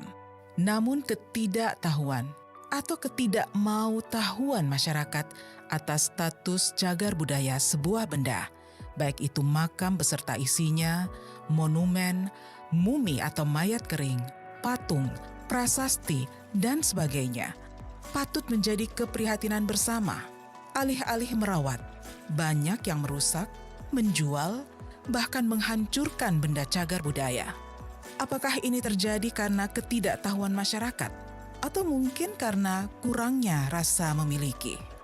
Tahukah Anda, mumi dan benda cagar budaya lainnya bukan sekedar objek pendidikan atau objek wisata semata, melainkan benda cagar budaya inilah yang menjadikan kita bangga sebagai bangsa Indonesia.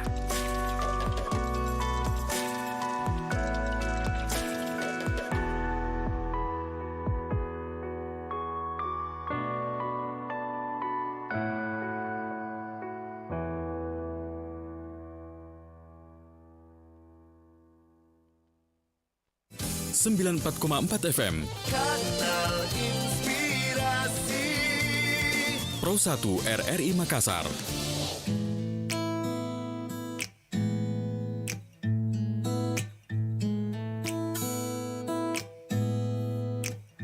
Ketika ku rasakan sudah ada ruang di hatiku yang kau sentuh. Oh, dan ketika ku sadari sudah tak selalu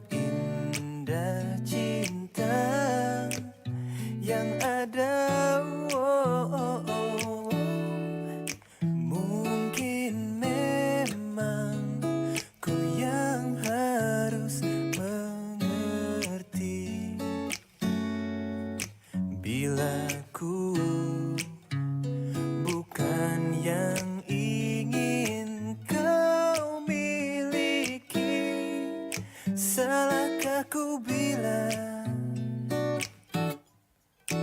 kaulah yang ada di hatiku. Oh, adakah ku singgah di hatimu? Mungkinkah kau rindukan adaku? Adakah ku sedikit di hatimu? Bilakah ku mengganggu harimu? Mungkin kau tak inginkan adaku? Akankah ku sedikit di hatimu? Bila memang ku yang harus mengerti,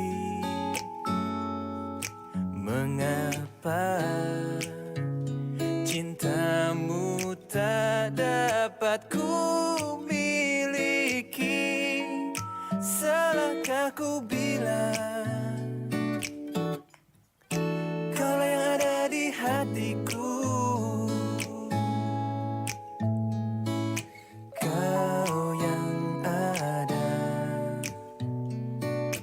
di hatiku.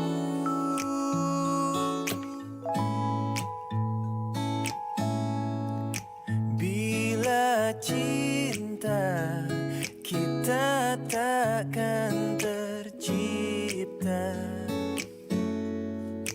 ku hanya sekedar ingin untuk mengerti, adakah diriku oh singgah di hatimu? Dan bilakah kau tahu kaulah yang ada di hatiku? Kau yang ada di hatiku. Adakah ku di hatimu?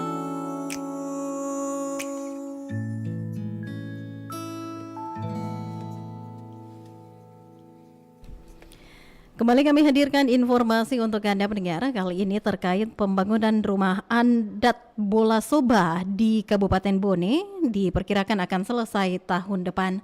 Selengkapnya kita ikuti informasinya bersama Febrian Janwar.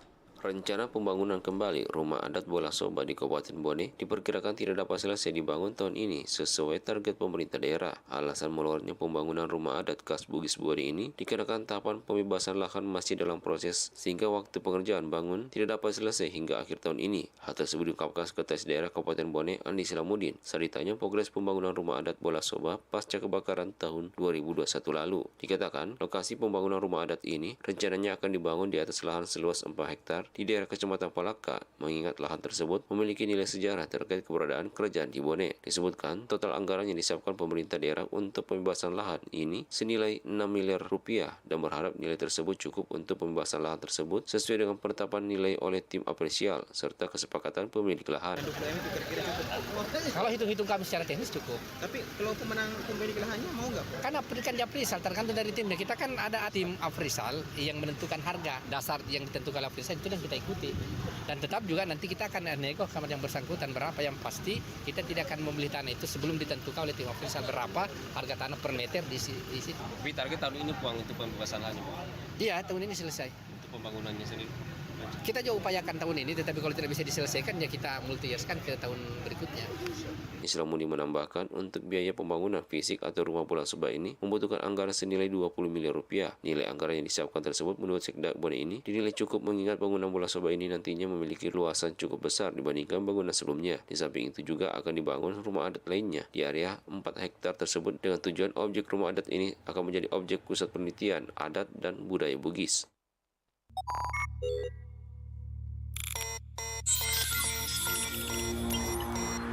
94,4 FM Pro 1 RRI Makassar. Kanal Inspirasi.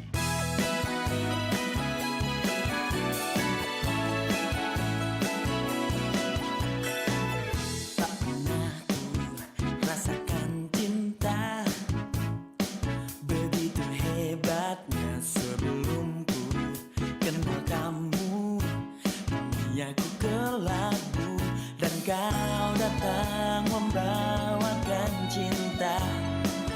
Dan lama pun nanti, oh kasihku, kau membuat cinta jatuh dari mata dan turun ke hati. Kau membuat aku tersenyum lagi, oh kasihku, kau membuat dunia indah dijalani. Ku yakini hati kau paling berarti.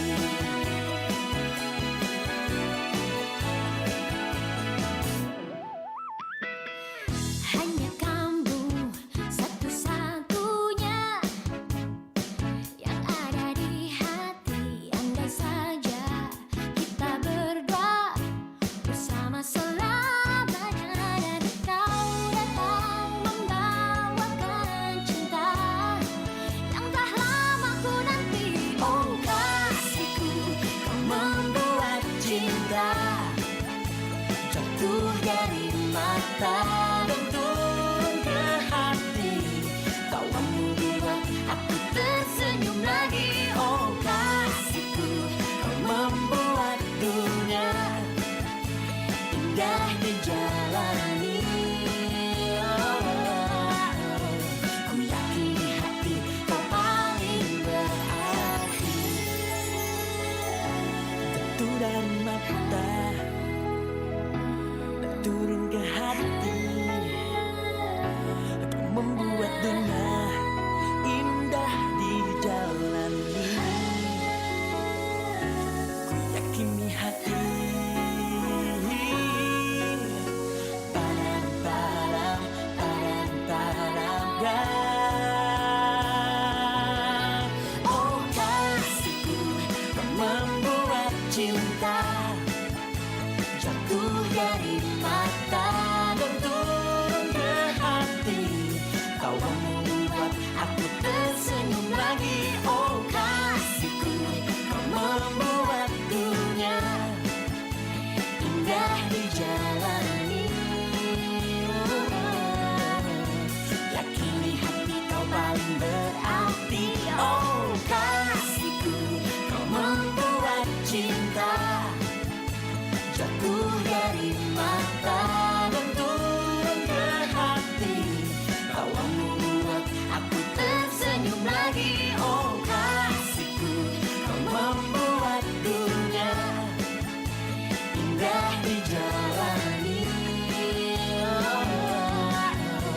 Ku yakini hati kau paling berarti.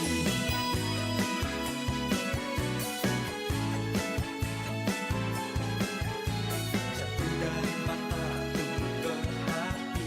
Yakini hati kau paling berarti.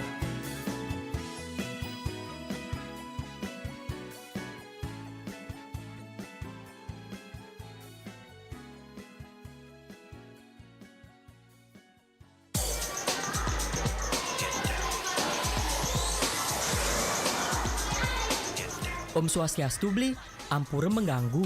Ring dijeni ke perpustakaan ge. Hah? Bahasa planet mana tuh? Anak zaman now gini masih pakai bahasa jadul. Maaf Bli, saya diajarin sama ibu saya dan saya tidak malu pakai bahasa itu. Malah saya bangga. Permisi Bli, saya kesana dulu. Menggunakan bahasa ibu berarti melestarikan keanekaragaman bahasa daerah.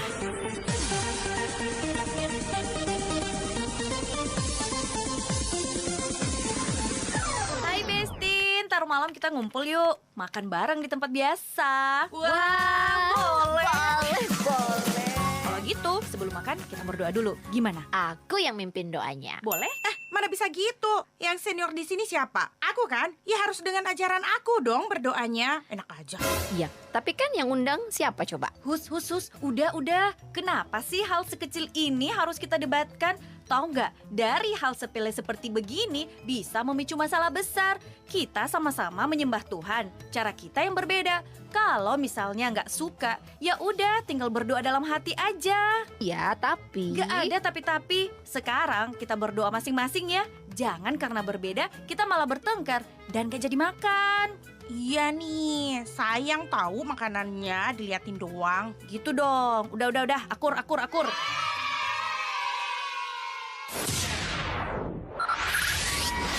Pro 1 RRI Makassar, Kanal Inspirasi.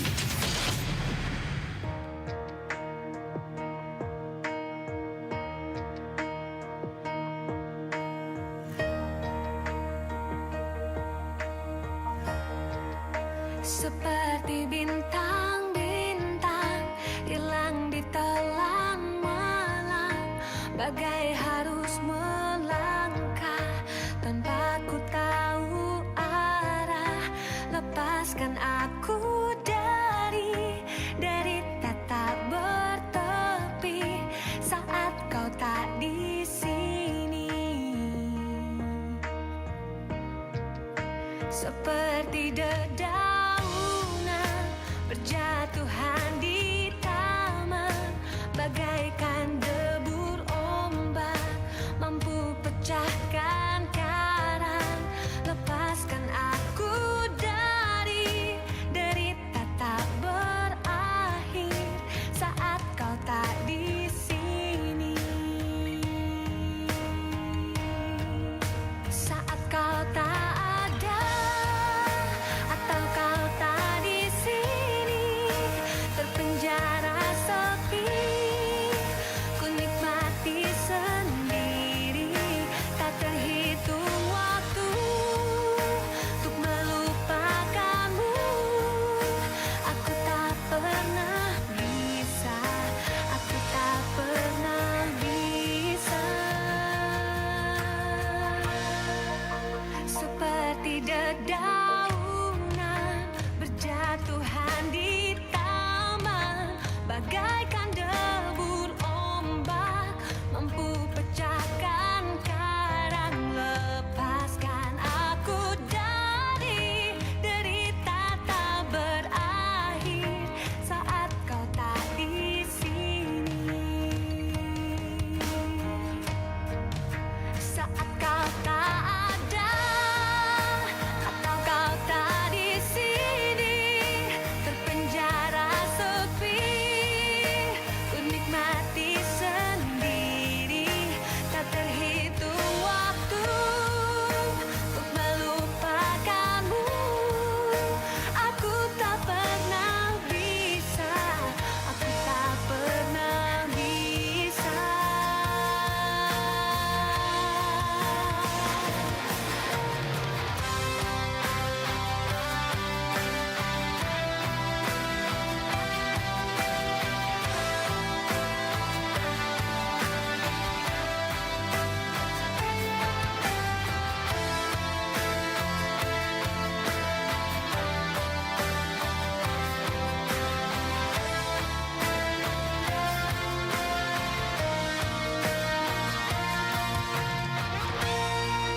Saat kau tak ada atau kau tak di sini, terpenjara sepi, ku nikmati sendiri.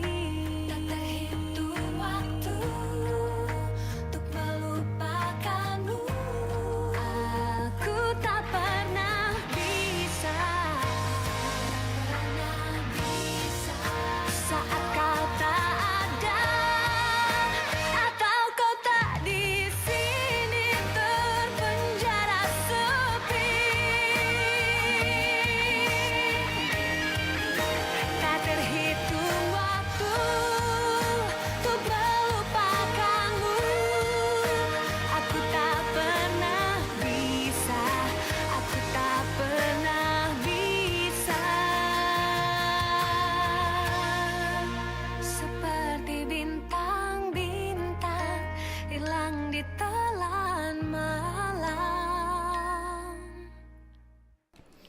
Anda masih bersama kami pendengar di program 1 Radio Republik Indonesia Makassar. Kami ucapkan terima kasih untuk Anda yang saat ini masih terus setia bersama kami ya.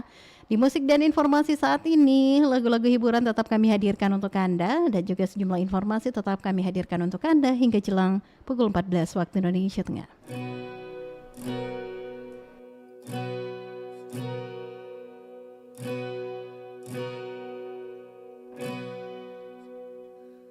Selepas kau pergi, tinggallah di sini ku sendiri. Ku merasakan sesuatu yang telah hilang di dalam hidupku. Dalam lubuk hatimu, ku yakin kau pun sebenarnya inginkan lepas dariku. Tahukah kau kini ku terluka? Bantu aku membencimu. Ku terlalu mencintaimu. Dirimu begitu berarti untukku. Kau telah mencinta dan dicintai kekasihmu. Ini tak adil bagiku. Hilanglah dan tinggallah hampa. Bantu aku membencimu. Ku terlalu mencintaimu. Dirimu begitu berarti untukku.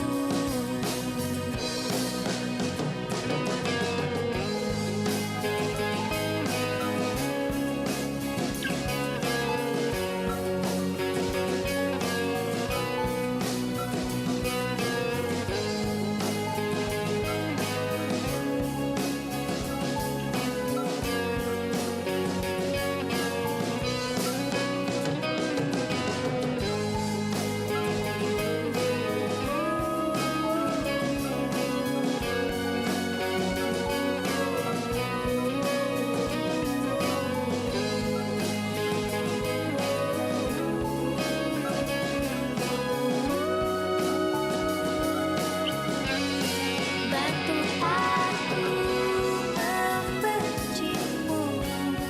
Ku terlalu mencintaimu. Dirimu begitu berarti untukku. Lupakanku dalam hidupmu yang pernah mencintaimu. Kau memang tercipta, bukanlah untukku. Selepas kau pergi, tinggallah di sini ku sendiri. Ku merasakan sesuatu yang telah hilang di dalam hidupku.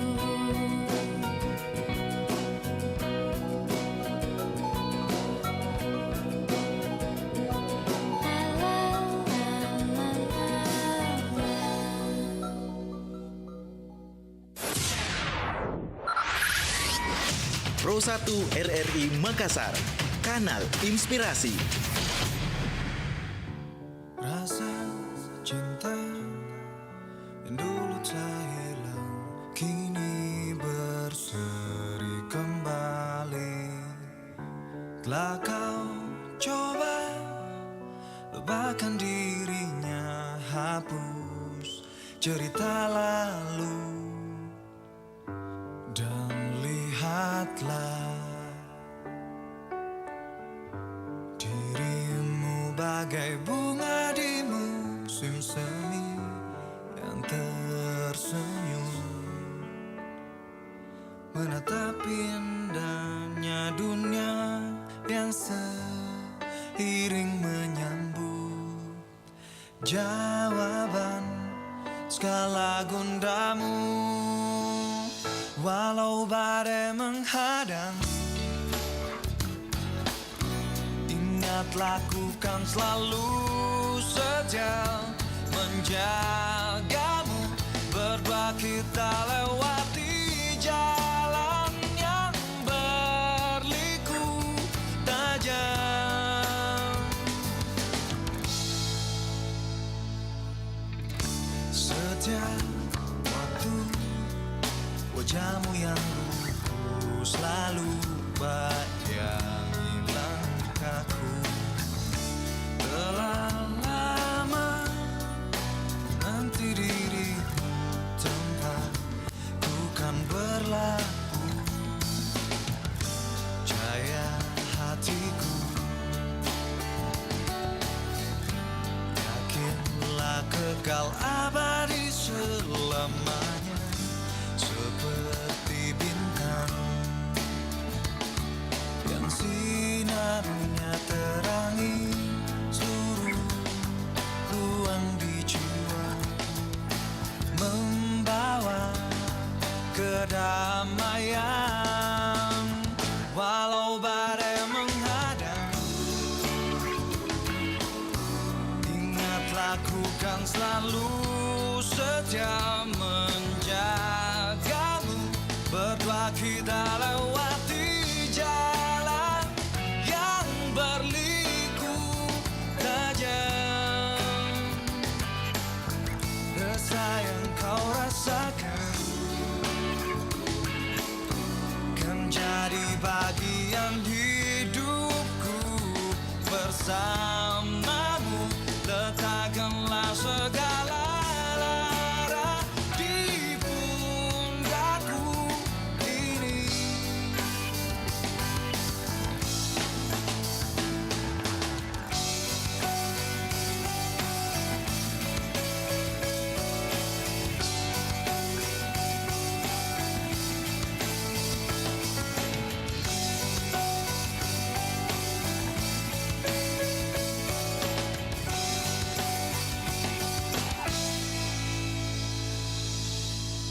Walau badai menghadang,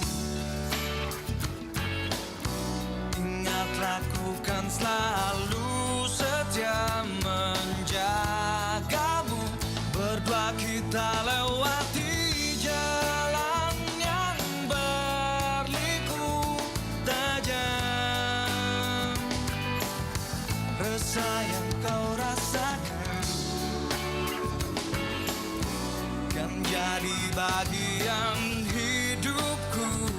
Bersamamu letakkanlah segala lara di pundakku ini.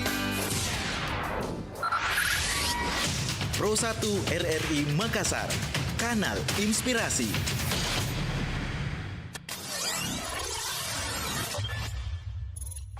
Bingung mau kuliah di mana?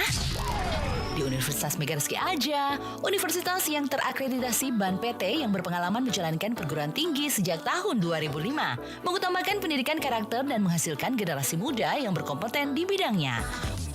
Universitas Megariski memiliki 6 fakultas, yaitu Fakultas Keperawatan dan Kebidanan, Fakultas Farmasi, Fakultas Teknologi Kesehatan, Fakultas Keguruan dan Ilmu Pendidikan, Fakultas Ilmu Komputer, Fakultas Ekonomi dan Bisnis Digital. Pendaftaran gelombang pertama mulai tanggal 20 Februari sampai dengan 30 April 2022. Gelombang kedua mulai tanggal 1 Mei sampai dengan 30 Juli 2022. Dan gelombang ketiga mulai tanggal 1 Agustus sampai dengan 30 September 2022. Untuk informasi lebih lanjut, hubungi Dr. Haji Samsudi Karsel di WhatsApp 0811-355-880008. Bisa juga kunjungi website di https://pmb.universitasmegareski.ac.id atau datang langsung ke kampus Universitas Megareski, Jalan Antang Raya nomor 43 Makassar. Universitas Universitas Mega Rezeki memiliki program studi yang masih langka seperti program studi S1 Bioinformatika dan S1 Sains Biomedis. Kenapa jadi tidak semangat begitu? Ada ini abiku yang suruh kuliah di kampus Islam. Baru kau tuh sendiri gitu. Saya tuh mau kuliah di kampus modern yang punya fasilitas lengkap, yang canggih. Oh, kuliah di Universitas Muhammadiyah Makassar saja kalau begitu. Maksudmu Unismu? Iya, Unismu. Sekarang sudah menjadi salah satu perguruan tinggi berbasis keislaman dengan konsep modern dan berintegritas dengan kemajuan teknologi zaman. Alumninya itu tersebar di seluruh dunia, dari Malaysia sampai Madinah, Arab Saudi. Berarti ini Unismu sudah mendunia, Mia? Jelas, Mi. Unismu bahkan menjadi salah satu kampus Islam terbaik di Indonesia Timur dengan tenaga pengajar yang punya skill terbaik dengan 7 pilihan fakultas seperti Fakultas Agama Islam, Fakultas Kedokteran dan Ilmu Kesehatan, Fakultas Ilmu Sosial dan Ilmu Politik, Fakultas Keguruan dan Ilmu Pendidikan, Ekonomi dan Bisnis, Fakultas Teknik, Pertanian, serta program pasca sarjana. Apalagi sudah banyak prodinya Unismu yang terakreditasi A, seperti program studi S1, kedokteran akreditasi A, dan program profesi dokter juga sudah akreditasi A, serta berbagai prodi lainnya. Sama yang terbaru, Unismu itu sudah menerima surat keputusan dari Menteri Pendidikan untuk izin pembukaan program dokter Unismu untuk S3 Prodi Pendidikan. Sekarang profesi dokternya sudah akreditasi A. Segera daftarkan diri kamu lewat online di pmb.unismu.ac.id. Atau untuk info lebih lanjut hubungi Harun di 0811 454 259. Follow Instagram dan Facebook @official.unismu. Rin, kamu tahu tempat kuliah yang tidak mengganggu pekerjaan? Tahu, Dir. Di universitas terbuka. Jadi, kamu bisa kuliah di mana saja dan kapan saja tanpa meninggalkan pekerjaan atau kesibukan lainnya. Wih, bagus ya. Biaya kuliah gimana? Mahal nggak? Tenang, biaya kuliahnya itu terjangkau. Mumpung pendaftaran masih terbuka, ayo cepetan daftar. Oh gitu, Rin. Oke. Habis ini, aku langsung daftar deh. Thank you infonya. Universitas Terbuka merupakan perguruan tinggi negeri pelopor pendidikan jarak jauh di Indonesia yang terakreditasi B oleh BAN PT, termasuk prodinya terakreditasi A dan B dengan jaminan kualitas internasional, memiliki 4 fakultas: Fakultas Keguruan dan Ilmu Pendidikan, Fakultas Hukum, Ilmu Sosial dan Ilmu Politik, Fakultas Ekonomi, serta Fakultas Sains dan Teknologi. Tunggu apa lagi? Pendaftaran online mulai tanggal 9 Mei hingga 16 Agustus 2022 melalui laman sia.ut.ac.id. Informasi pendaftaran hubungi WA Official di 0852 9955 9951 atau follow Instagram @UT_Makassar dan datang langsung ke kantor UP BJJ UT Makassar, Jalan Bongin Sidi Baru nomor 7 Makassar. Bagi mahasiswa di luar kota Makassar bisa menghubungi kelompok belajar dan sentral layanan UT yang ada di tiap kabupaten kota di Sulawesi Selatan. Making higher education open to all.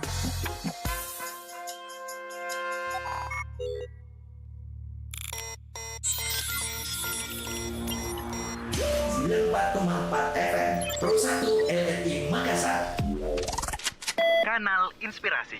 Untuk melanjutkan kebersamaan kita hari ini pendengar, saya punya lagu dari Andra and the Backbone dengan Dream On Move On. Hadir untuk Anda. Bila dirimu merasa hidupmu seakan berhenti, berakhir dan mati, janganlah bersedih, karena takkan berarti hidupmu terhenti di sini. Dream on, move on, hidup ini hanya sekali. Dream on, move on, tak ada yang perlu disesali. Dream on, move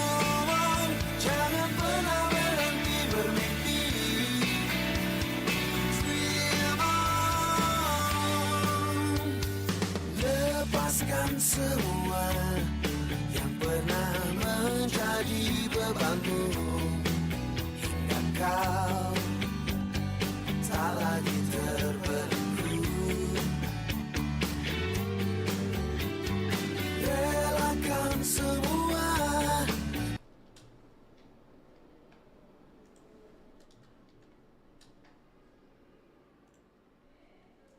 masa lalu.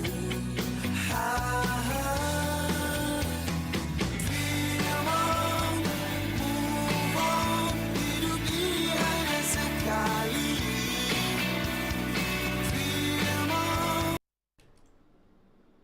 Tak ada yang perlu disesali.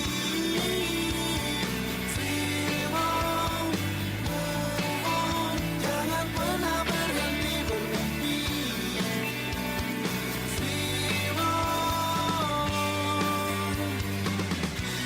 Hapus takutmu, buang ragumu. Jangan pernah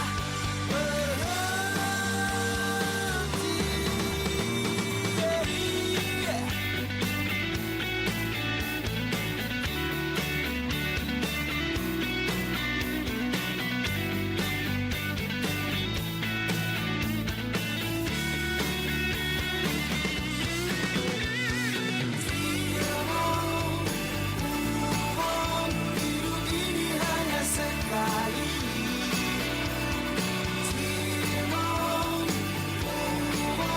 Tak ada yang perlu disesali.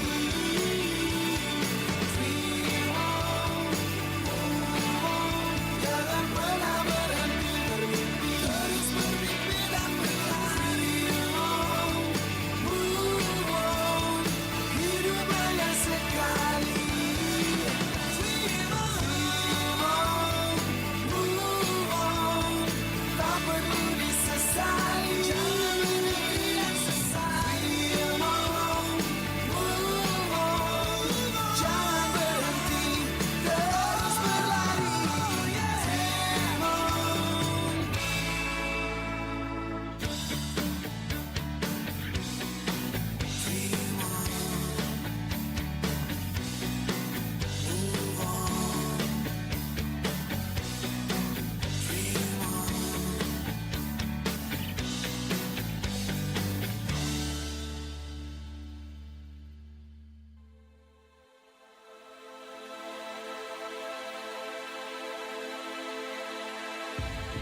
Nanti kami diwafatkan, siapkan 3 peti jasad, kabarkan kerajaan Goa, kabarkan kerajaan Banten, semua itu pasti datang menjemput jasadku. Ketika Kesultanan Goa mengalami kalah perang terhadap Belanda, ia pindah ke Banten. Ia diangkat menjadi mufti di Banten. Ketika itu Kesultanan Banten menjadi pusat pendidikan agama Islam dengan murid dari berbagai daerah, termasuk 400 orang asal Makassar, yang ketika itu dipimpin oleh Ali Karaing Disai. Ketika pasukan Sultan Ageng dikalahkan Belanda tahun 1682, ia ditangkap dan diasingkan ke Sri Lanka pada September 1684.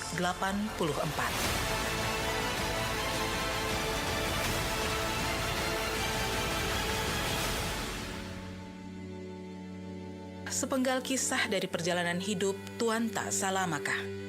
Demikian ia berjuluk Syekh Yusuf Abul Mahasin Tajul Khalwati Al-Makassari Al-Bantani adalah imam besar yang hidup pada abad ke-17. Saat itu, sejumlah wilayah Nusantara dikuasai pendatang dari Eropa untuk memonopoli perdagangan rempah-rempah. Salah satunya ialah Belanda yang datang lewat kongsi dagang mereka yaitu VOC yang berkuasa secara semena-mena. Syekh Yusuf Al-Makassari menjadi satu dari sekian banyak ulama yang aktif melakukan pemberontakan pada VOC. Lewat jalan dakwahnya, Syekh Yusuf berhasil menarik banyak orang agar berani melawan VOC. Walaupun perlawanan Syekh Yusuf gagal dan VOC menang, tetapi masih ada rasa takut pada sang imam besar yang sudah kalah. Akhirnya Belanda mengasingkan Syekh Yusuf jauh dari tempat kelahirannya, ke Sri Lanka, kemudian ke Afrika. Dari situ namanya menjadi masyhur dan berpengaruh di tanah pengasingan.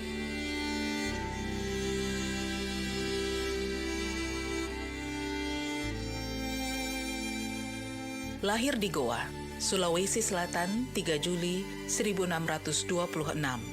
Meninggal di Cape Town, Afrika Selatan pada umur 72 tahun. Oleh murid-muridnya, ia diberi gelar Tuan Tak Salah Makari Goa, yang berarti Tuan Guru Penyelamat kita dari Goa. Pada usia 18 tahun, setelah menikah dengan putri Sultan Goa, Syekh Yusuf merantau ke Banten dan Aceh. Di Banten ia bersahabat dengan Pangeran Surya atau Sultan Ageng Tirtayasa. Pada tahun 1644, Syekh Yusuf menunaikan ibadah haji dan tinggal di Makkah untuk beberapa lama. Ketika menjalani masa pengasingan di Sri Lanka, Syekh Yusuf tetap aktif menyebarkan agama Islam. Melalui jamaah yang singgah ke Sri Lanka, Syekh Yusuf masih dapat berkomunikasi dengan para pengikutnya di Nusantara. Sehingga akhirnya oleh Belanda, ia diasingkan ke lokasi lain yang lebih jauh, Afrika Selatan, pada Juli 1693. Cape Town, Afrika Selatan, menjadi tempat pengasingan terakhir bagi Syekh Yusuf.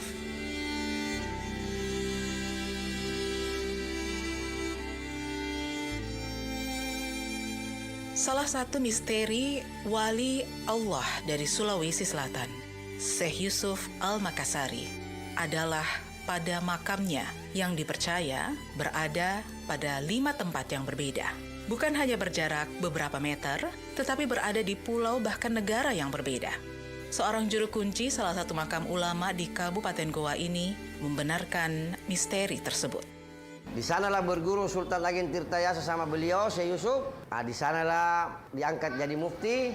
Di sanalah dia mengangkat senjata mulai melawan penjajah, mengusir penjajah pada waktu itu di tanah Banten.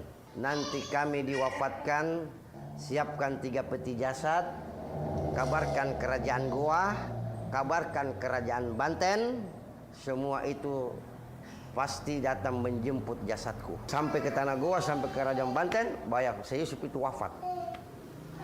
Jadi pada waktu itu Raja Goa itu mengutus panglima perang Raja Goa itu semua pasukan yang tangguh-tangguh, jemput jasadnya Syekh Yusuf, perintah Raja Goa, jangan pulang kalau bukan jasad aslinya yang kau bawa pulang di Afrika. Berangkat. Jadi dia berangkat semua pakai ilmu juga. Cepat sampai ke sana atas izin Allah. Silahkan pilih peti jasadnya. Ini pesannya beliau. Jadi dari kerajaan Goa itu pilih dari peti pertama, dia buka ada Syekh Yusuf, tutup, ambil pulang. Dia berangkat menuju kembali ke tanah Goa. Dari kerajaan Banten ada Syekh Yusuf, tutup. Dia bawa pulang juga ke Banten. Afrika dia buka peti terakhir, dia tutup, ada Syekh Yusuf, tutup, makamkan di Afrika.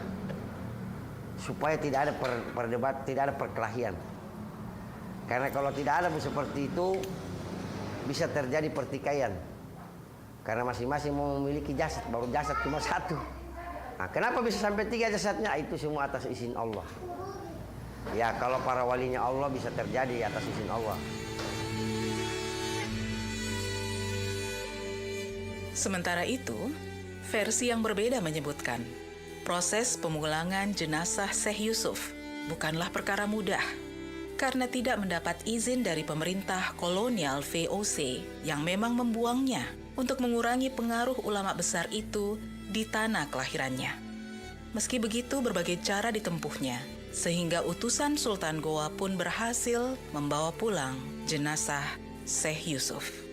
Ketika perjalanan pulang itulah, jenazah Syekh Yusuf sempat singgah di beberapa tempat, seperti Sri Lanka, Banten, Sumeneb, dan terakhir tiba di Makassar. Jenazah Syekh Yusuf kemudian dimakamkan di kompleks makam bangsawan Kesultanan Goa pada April 1705. Ya, nama saya Mujibur bin Abdul Jalil, sebagai juru kunci makam dan merawat dari turun-temurun. Jadi kompleks area makam Syekh Yusuf ini luasnya 78 meter persegi. Terus bagian-bagiannya ini memang khusus di sini nih makamnya istrinya Sultan Abdul Jalil, istrinya Raja Sultan Abdul Jalil, muridnya Syekh Yusuf yang dari Arab Saudi namanya Syekh Abdul Bashir yang bangun Masjid Tua Katangkah, guru ngajinya Syekh Yusuf, para pengawal semua. Bagian di sebelah ini guru semua, rata-rata di sini tuh dimakamkan banyak para habaib. Banyak penyebar agama Islam yang dimakamkan di tempat ini memang. Di sini adalah peradaban kerajaan Goa yang terdahulu. Begitu. Di sebelah sana saya lihat ada juga beberapa. Ayah, makam keluarganya. Keluarga dari istrinya dan anaknya beliau Syekh Yusuf. Kalau dulu kan belum ada semen. Nggak tahu apa yang dia pakai bangun. Tapi begini memang. Begini bentuknya memang. Dari memang bentuknya ini simbol Islam aja, piramida. Tidak ada pemugaran yang dilakukan pada bangunan asli makam. Cungkup makam yang berbentuk piramida menunjukkan keumuman bentuk makam pada era sekitar tahun 1600-an. Seperti itulah makam Syekh Yusuf sejak dibangun pada 1628 hingga saat ini. Adapun penambahan hanya pada tegel lantai. Tegel asli yang berwarna kecoklatan bermotif daun hanya tersisa beberapa keping saja. Sementara bentuk bangunan tidak bisa diubah. Bagaimana bisa dirubah? Tembok yang berusaha dipaku saja terasa sangat susah. Kalau batunya ini begini besarnya dulu. Batu yang untuk tembok.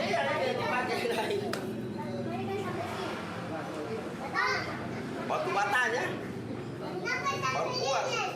Iya, unik dah. Kalau dipaku ini, kalau paku beton aja susah masuk.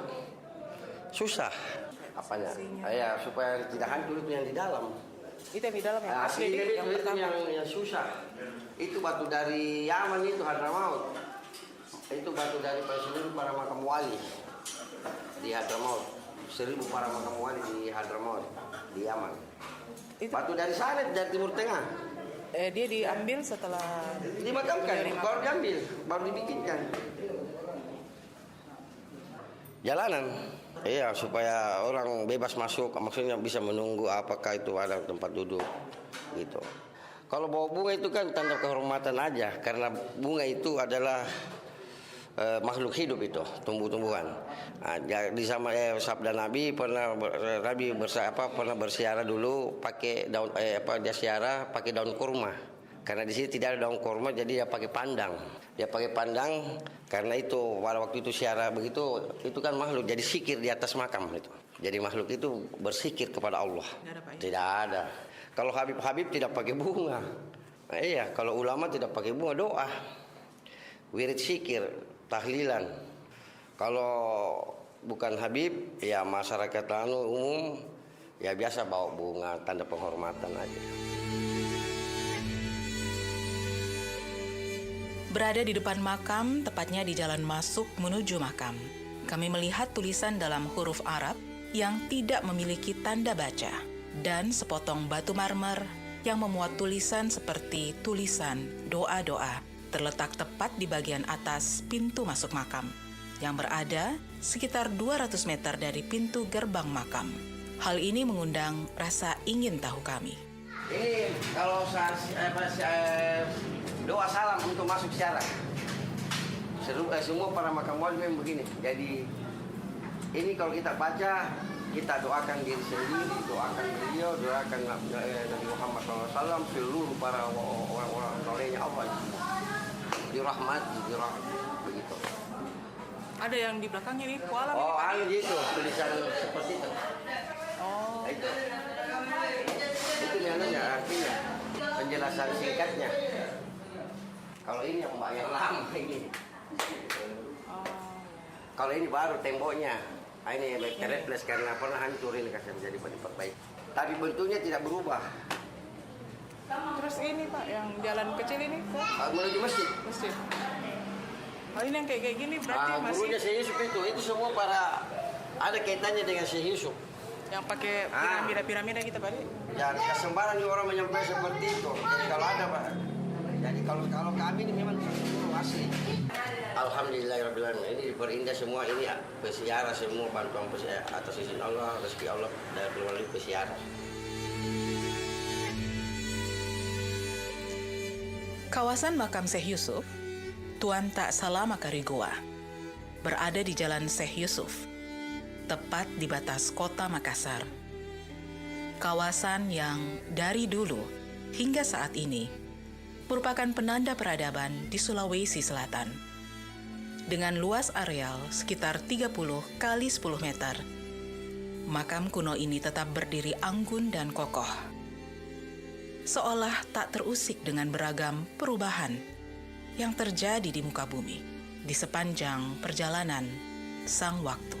Di sini orang datang cuma ziarah, bermohon kepada Allah Ta'ala, bersiar ke sini untuk bernasar kepada Allah Ta'ala. Begitu.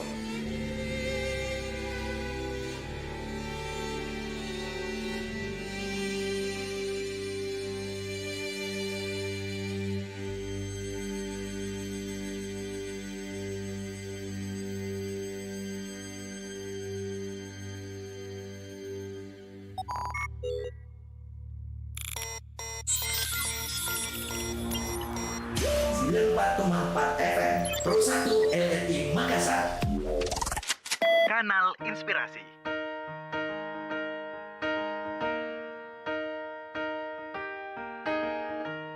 Where is the moment we needed the most? You kick up the leaves and the magic is lost. Tell me your blue skies fade to gray. Tell me your passion's gone away, and I don't need no carrying on. You stand in the line just to hit a new low. You're faking a smile with the coffee to go. And tell me your life's been way offline. You fall into pieces every time, and I don't need no carrying on. 'Cause you had a bad day, you're taking one down. You sing a sad song just to turn it around. You say you don't know, you tell me don't lie. You work on a smile and you go for a ride. You had a bad day, the camera don't lie. You calm it back down and you really don't mind. You had a bad day. You had a bad day.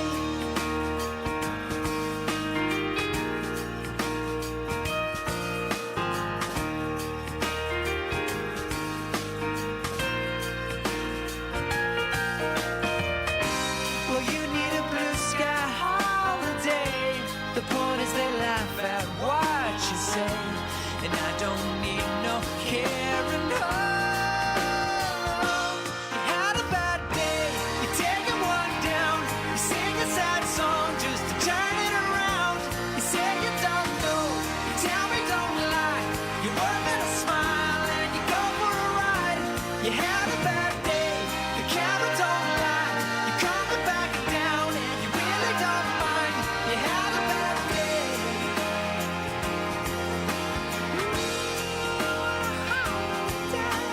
Sometimes the system goes on the blink and the whole thing it turns out wrong. You might not make it back and you know that you could be well, that's wrong, and I'm not wrong.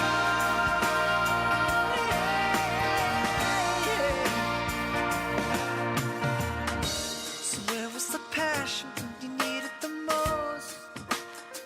Oh, you and I, you kick up the leaves and the magic is lost. 'Cause you had a bad day, you're taking one down. You sing a sad song just to turn it around. You say you don't know, you tell me don't lie. You work on a smile and you go for a ride. You had a bad day, you see what you like, and how does it feel? One more time, you had a bad day. You had a bad day.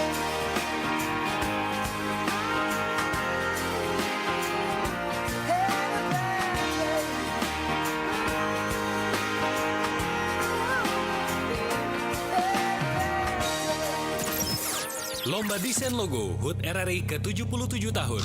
Lomba Desain Logo HUT RRI ke-77 tahun. Pendaftaran dibuka mulai tanggal 18 Juli sampai dengan 18 Agustus 2022. Terbuka untuk umum. Info lengkap dan pendaftaran, klik website ppid.rri.co.id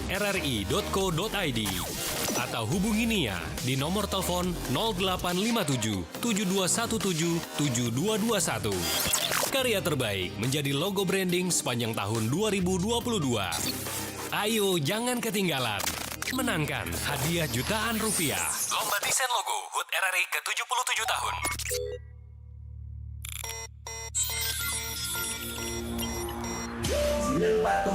FM Pro 1 RRI Makassar. Kanal Inspirasi. Harganya berapa? Cuma 250 juta. Wah, murah banget. Kapan ya jadi sultan? Pit, mau kerja gampang tapi cepat kaya nggak? Ngapain? Ngepet? Bukan. Jadi trader. Kita deposit uang di awal, tapi bisa dapat untung miliaran kalau menang. Tuh. Lihat deh. Dia ini trader. Sekarang udah jadi afiliator. Umur 25 udah bisa hidup mewah. Aduh, flexing doang itu mah. Supaya banyak yang gabung. Padahal nih ya, sistemnya gak akan ada yang menang. Malah nanti uangnya masuk ke kantong si afiliator. Kan rugi di kita. Masa sih? Padahal aku sempat percaya loh.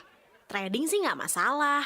Tapi harus pastiin legalitas platform tradingnya berizin Bapepti atau OJK. Harus paham juga nih soal resiko sama hasilnya. Ngeri ya. Padahal niat pengen jadi sultan malah bisa stres karena duit hilang.